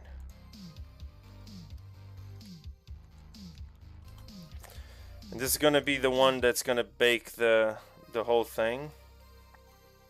And where is it? Yeah, it's on the other side. So there it is. I want this on top because I usually prefer to go to the back, like the actual cage of the bake should be like in the back, something like that. I think that's enough. And now I'm just gonna test this. We can keep on working with this on the next stream, but maybe not. So because I want to show you guys what I mean. So what I want to do is I want to actually export this into a separate file.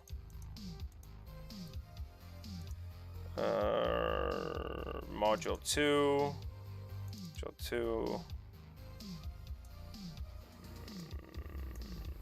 backup, asset production, sync, what? These are the only folders there. That's strange. Was it in backup though? Module 2 backup. Let me check something.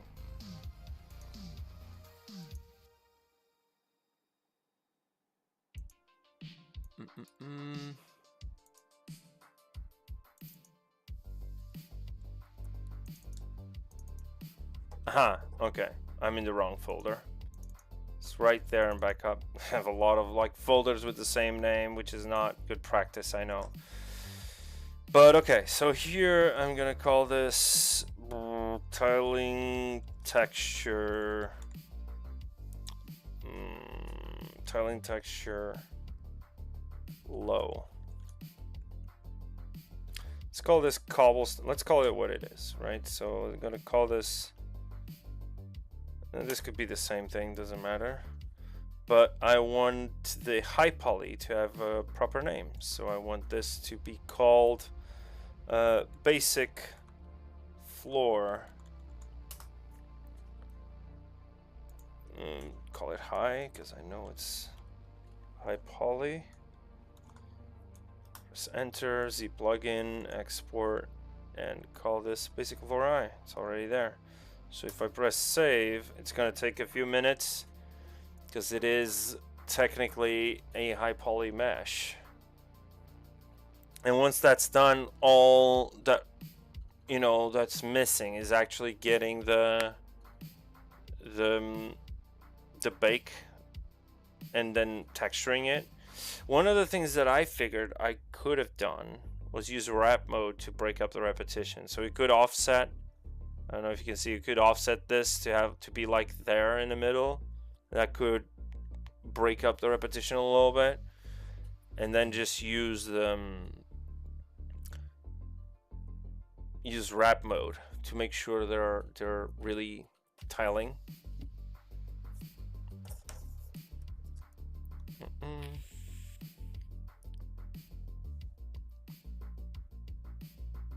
So writing the file, it's 3 million polygons. It isn't that much.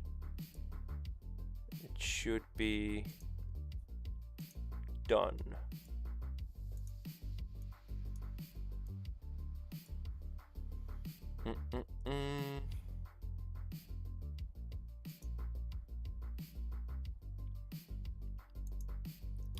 Check here, check something.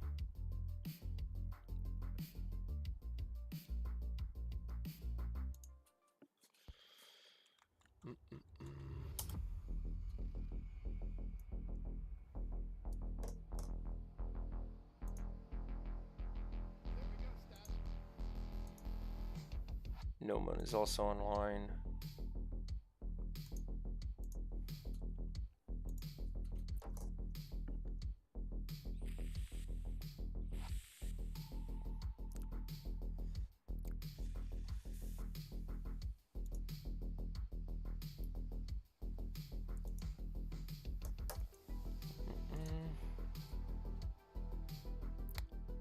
Still writing the file. Okay, there it is. And now what I want to do is I open up Substance and I want to test this. This is very, very important. So let me just switch this to Unreal. Well, I call it Unreal, but it's my main screen. And I want to create a new one. Select the low poly. Nope. Module 2. Backup, asset production, scenes, basic floor tiling texture. Actually, in Maya, I want to do that first. I want to import that tiling texture low. I want to make sure, yeah, this isn't right. See how the scaling gets all funky? It gets all fucked up, right? So, but it doesn't matter because it's still a tiling texture. I want to make sure that this is at least like the UVs are properly. Yeah, they are. Okay, cool. So if they are, let's do the low. Okay. And let's bake. Bring in our high poly. And let's just do a normal map for now just to check if everything's okay. I usually raise this up to like 3.031. Wait, okay. And I want to raise the anti-aliasing a little bit, and I want to do like a 2K bake. Let's select.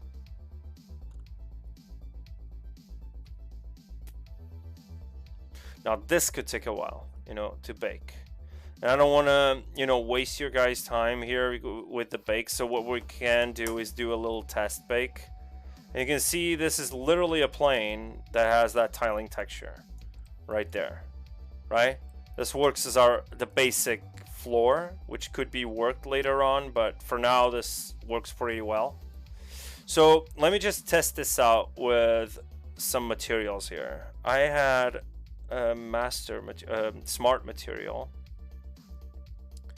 that kind of worked, and everything is crashing today. I don't know why. Where is it? Organic.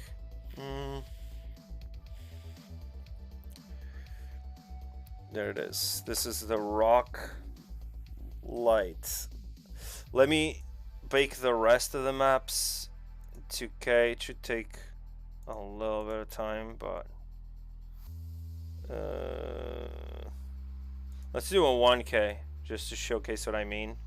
So bake selected textures. Well, the normal could be 2K since it's already done, and world space normals. Well, let's do 2K then. All right, you win. Normals are easy and fast to bake, but ambient occlusion usually takes a little bit longer. and curvature as well. And I'm not sure if the stream will hold with this. Let's just hope it does.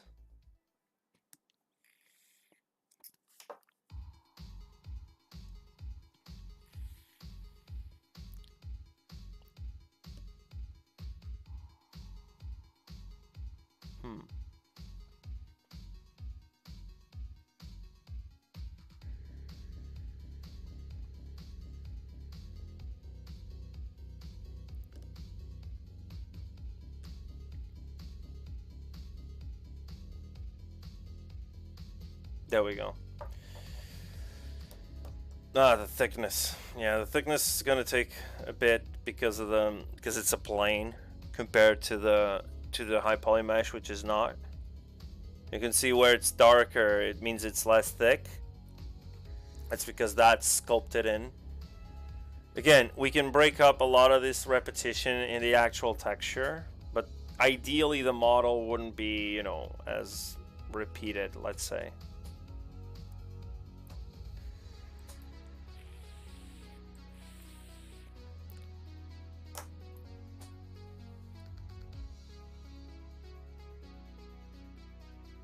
And here we go.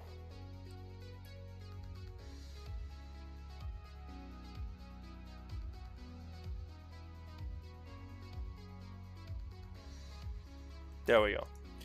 Right, so this is our bakes with the ambient occlusion and all that. And now if I bring in just a default smart material that I have here from another project, and it's gonna calculate the bake mesh maps, and there we go. And now we have some floors, like the tiling floor. I don't really like this because this is for a particular scene in the exterior, so it has a lot of like moss and stuff like that. But I have one here that's supposed to be a little less rough, so it has more like roughness all around.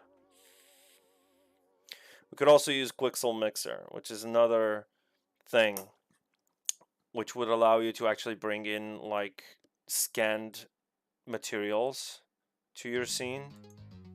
Turn this off and you can see this is a little rougher, but I don't really like the edges on this one. This is was just a weird experiment, so we might just go for this. Is a mix. Again, this material that you see here is a mix of substance and Quixel, you know. So, and the cool thing about this being tilted and all that is that it has that information. So if you look at the world space normals, well, it's not the world space normals, I think it's the position, is it? No, it's not position. Oh, it's one of them that thickness, no. Yeah, but this is raised up, this is raised down, and this gets through. If I bake the height map, let me just bake a quick height map as well. This could be used to offset and displace meshes, but we don't want that because again, we want this to be a flat plane, because then we can actually use meshes. And if you go to the baked height map, where's the baked height? There it is. You can see that you can actually get that information of it like being pushed down and the rest being pushed up. So if you go over here, this is our material. It's smart material I did for my open world scene. But it kind of works, and you can see that the detail from the XMD brushes and ZBrush came through. You can see a little bit of erosion here. Again, this is a material that was made for an open world scene where it's like outside, so it makes sense that everything's a little more like eroded in the edges and stuff like that. But I mean, we could use this to test in our scene anyway. And again, usually in Substance, I go down here in the display settings. There's a little thing here called color profile, and I downloaded the ACES LUT for Unreal Engine 4, but technically it's to make it more closely resembling Unreal Engine, right? And then what I usually do for texturing purposes is I decrease the exposure by 1, and now you get, well, this is too much actually. But I decrease it just a little bit. So the color and the contrast is basically Unreal's, the default in Unreal. But then you can still texture, right? It doesn't give you like washed out highlights and stuff. So yeah, and the material itself is fairly simple. I mean, it's just a base layer. It doesn't have anything named because I'm lazy, but this is the base. And this is literally what gives like the base color. And then you have like some overlaid, like, you know, added color, let's say, with some contrast filters here to make it a little less dirty and dingy, I guess. And then you have some splats of moss and dirt and stuff, like, you know, from the natural erosion in the environment, which are, I think, where were they? Yeah, well, partly this is the edges, basically that erosion thing, which I would like to keep because it adds a lot of pop to the edges anyway. So, and the moss here, which is a little bit of green stuff in the cavities. And then that is it. I mean, yeah. So where is that coming from? Yeah, it's here, basically. So this has like, it says a texture. Yeah, this texture is basically the one that I created in Quixel Mixer, you know. So Quixel Mixer was the base. So I basically baked whatever I was doing and brought it into Quixel Mixer, used it as the default texture set, and then brought in a bunch of different materials and height blending and stuff like that, like real world scanned materials, like photo scanned materials, but that's basically Quixel, and this is the little software I'm talking about. And then I used that data from Quixel Mixer and brought it into Substance and used that to as a base for a layer. So what I usually do is I call this Quixel, so I know this is my Quixel data here.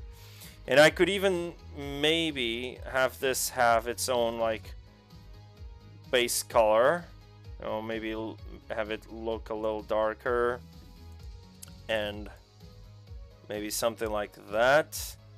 And I don't want this to be that glossy, so I want to raise the roughness a little bit. And I want to have this in the base color. I don't want to overlay. I might want a little bit of a color dodge so we can actually start tweaking this. And in the roughness, which you can see, well, there's no roughness map. Huh. Well, that's a bummer. I thought I had the roughness map from that texture. Seems I don't. Well, we can just add our own. So let me just introduce you to the power of fill sublayers. So I can add a fill sublayer, and in the base color, I don't want this to affect anything. In the metallic, well, actually, I don't want this. Well, I want the roughness, and the roughness controls how specular and glossy it is. So if I go over here to the roughness and now I pour in, I don't know, like let's just say a grunge map or something. This dirt, no, this is too much. So maybe I just search for grunge. Maybe go like that, but I want to reverse it. So maybe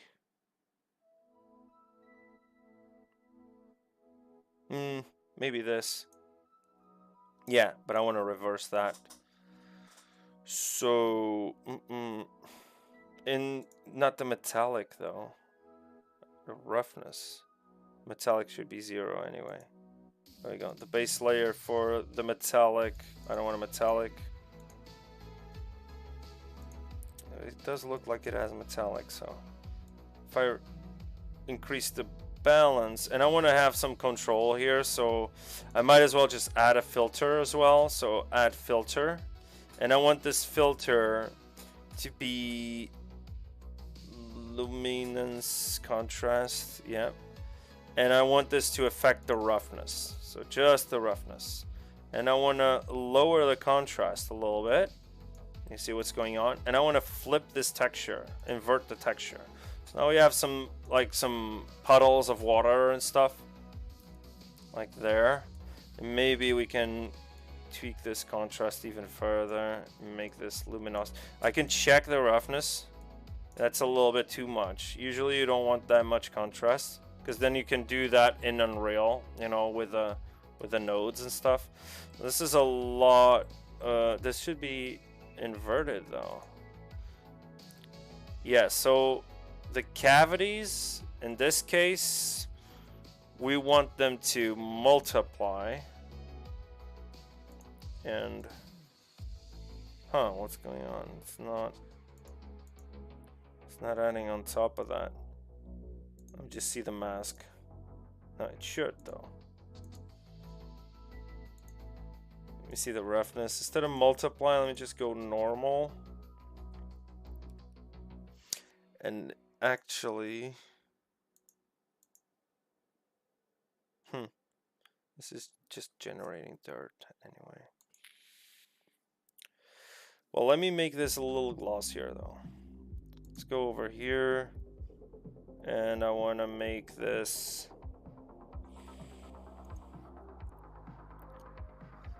darken, and I want to invert this. Maybe I can add a filter.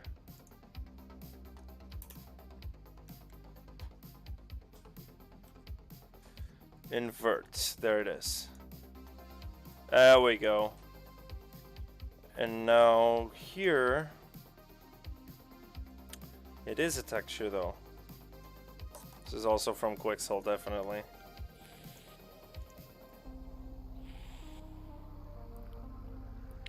Or I could have flipped this. Like reverse the whole thing. It doesn't really matter. I have some paint here. For some reason, I don't want any paint. Yeah, but now we have some sort of... And we could just have a little bit of a filter here as well. So luminance, contrast. I want to decrease the contrast. And also, this should just affect the roughness, right? It is affecting everything though.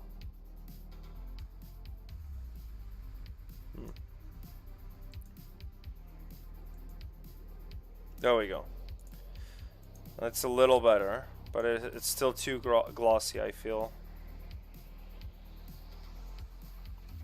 It shouldn't be darker, it should be multiply. Yeah, but you get the point, right? So the idea is that you have a roughness map that should be more rough than it isn't, so because then we're gonna paint puddles in Unreal and stuff. This Quixel here.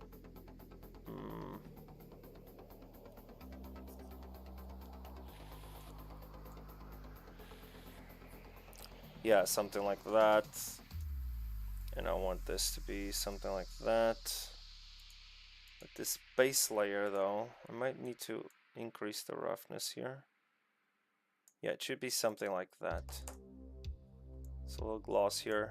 Then you have that, which for some reason is now white. Why is that now white?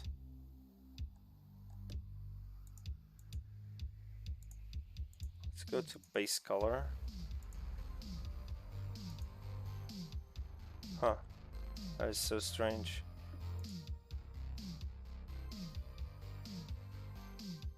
The color should be that one.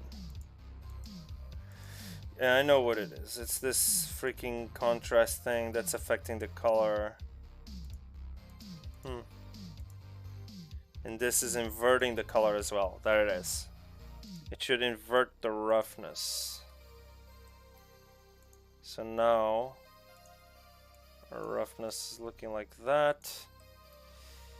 And I want my Quixel in the base color. Instead of color dodge, let me try something. It's lightning, and maybe I want to add a little bit, and maybe not that much, just a little bit. Give that illusion of having a lot more detail.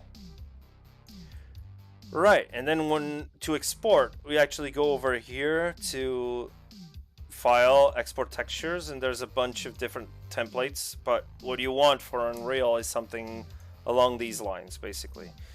You can create your own template, and I can show you real quick, but I have my own, which is called ARM texture set.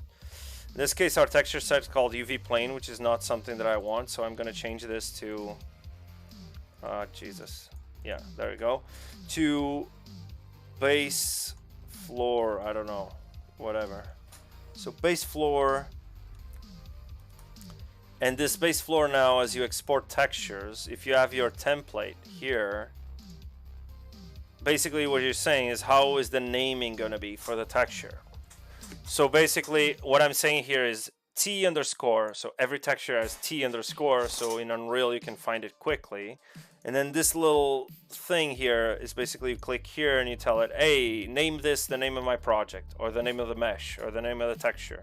And I want this to be named base floor, so texture set. This is, it sounds weird, but let's imagine you have like a bunch of textures that you're doing at the same time, which is I usually do. I don't have like a substance file for each and every texture I'm doing. I have 8 substance files with a lot of different textures that I'm doing at the same time, like in the texture set list, using different materials and stuff. So this is pretty useful because then I name all my materials the correct manner, and then it exports directly. So underscore BC is for color, underscore N is for normals, ARM is for ambient occlusion, roughness, and metal. So let's go. Okay, so now I have to pick that ARM texture set, and if you want to create your own, just click on this plus icon, and then you can name it whatever, test, and then you can say, all right, I want to output RGB, right? And I want this to be named T underscore, and now what? The project maybe, right? And now underscore BC, but again, it doesn't know what you want in the RGB, and what I want is down here.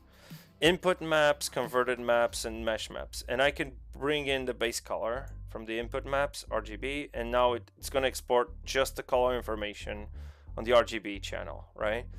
And now I want the normal map, which is also an RGB, and I want this to be Targa, all of them, because of the compression thing. So I want this to be Targa.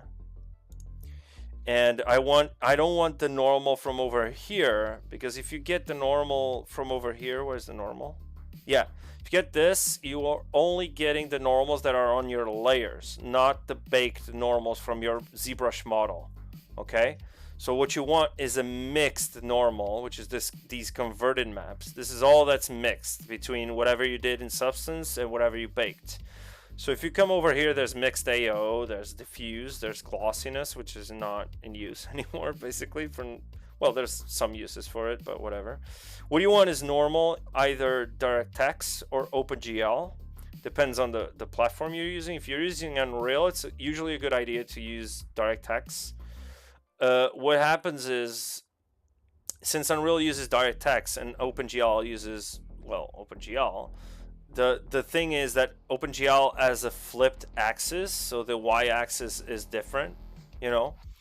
So if you have, like, if you're working with another piece of software to generate your normal maps, usually you get like a flipped normal map, and you have in Unreal you have to go in and flip the green channel.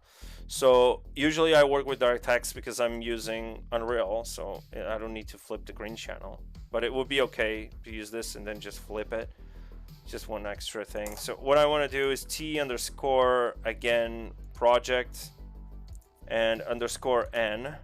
And now I want another one, but this time I want R plus G plus B.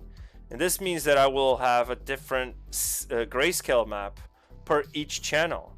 And this is particularly what I want for the ambient occlusion, the roughness, and the metallic channel, which are all grayscale maps, right? So I want to come over here and call it project again, underscore ARM or AORM. And for the A or the R, I want the mixed AO. So it's a mix of the bake and a mix of whatever was generated in Substance. I don't have the texture channel for the AO, so I didn't do anything, but it doesn't matter. I always do mixed AO. And then for the green channel, I want to go over to roughness and the gray channel. And blue channel, I want to go over to metallic. And that's it. That's how you do it. And let's say you have like some sort of like masking system or whatever. And so basically you want to create one of your inputs as a mask, like there, like a combination of masks, and then just output here, you know. But to be honest, if I'm making masks, like stuff to be used like in Unreal and not here in Substance, usually I stay away from exporting masks in Substance Painter. I do my masks, all of my masks, in Substance Designer, right? That's usually what I do. So yeah, so this is how you do the default thing, like the template. And I want to use this, and I want to choose folder, and I want to go over here to source images, and I want to go to, I don't know, final textures. Select this folder, and I want to export. And now what I want is to come back to Unreal, and I'm going to show you if it doesn't crash. Yeah, it is about to crash. I can sense it. I can sense it, a force, a disturbance in the force. So if we come over here, I want to go over to my textures, and there's all my textures there. And I want the modular to be in its own separate folder.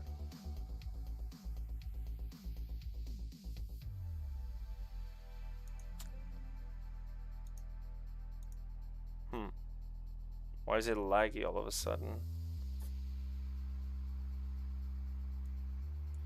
Yeah, I'm gonna probably save my ZBRUSH scene because it is giving me, I have a feeling that something's gonna crash. Let me just save this real quick.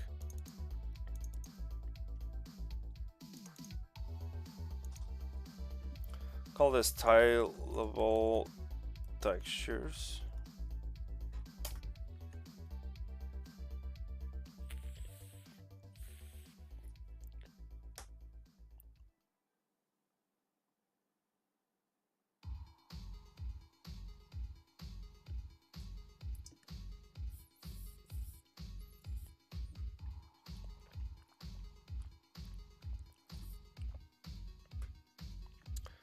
And it's saving.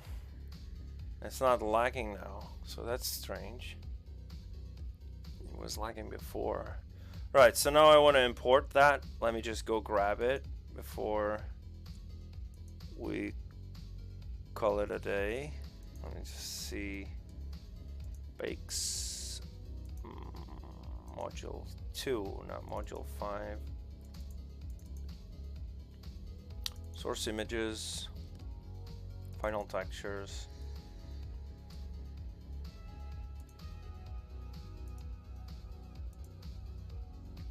Base floor, there it is. All right, so now if I bring that here,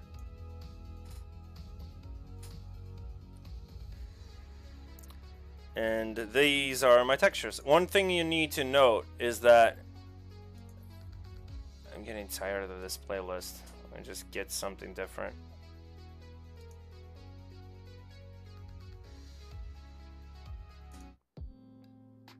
There we go. Getting tired of that playlist.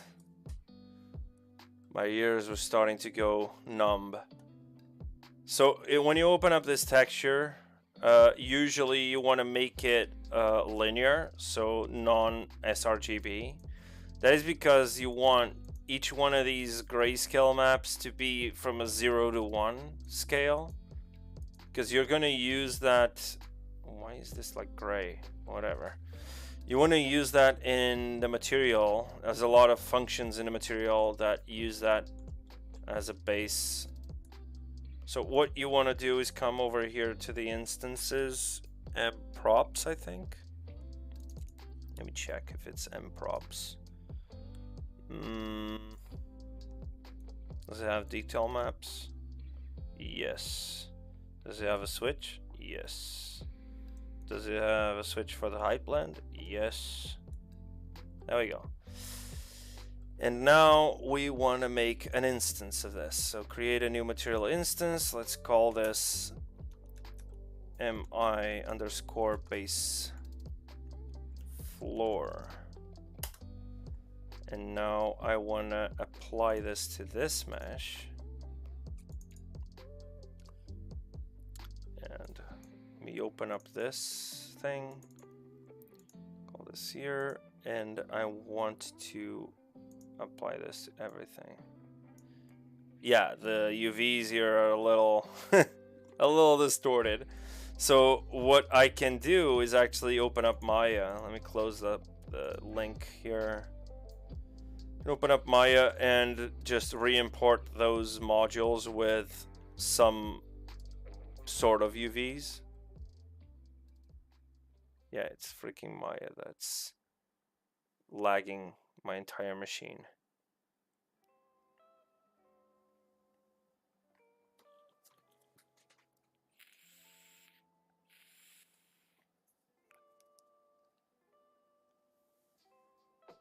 Jesus, Maya takes forever to open.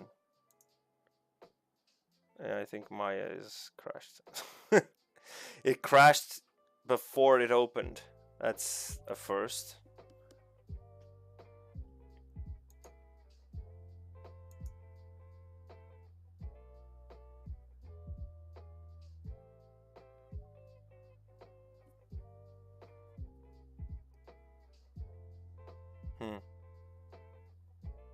Yeah, forget it. It's not gonna happen.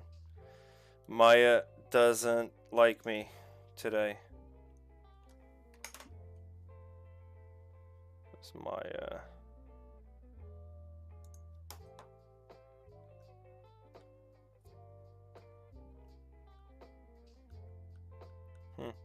Ah, it was right there. There it is. Close that. There it is. Yeah, Maya is not liking me very much today. Maybe it's this too. Let me just save this. I'm gonna call this. Nope, can't see that. You're not allowed to see that. There we go. Backup, asset production, source images. We call this, let's call it base floor, because that's what it is. Base floor.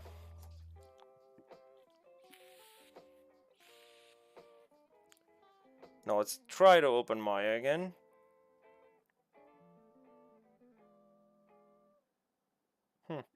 Something is up with Maya. Maybe she isn't feeling so well.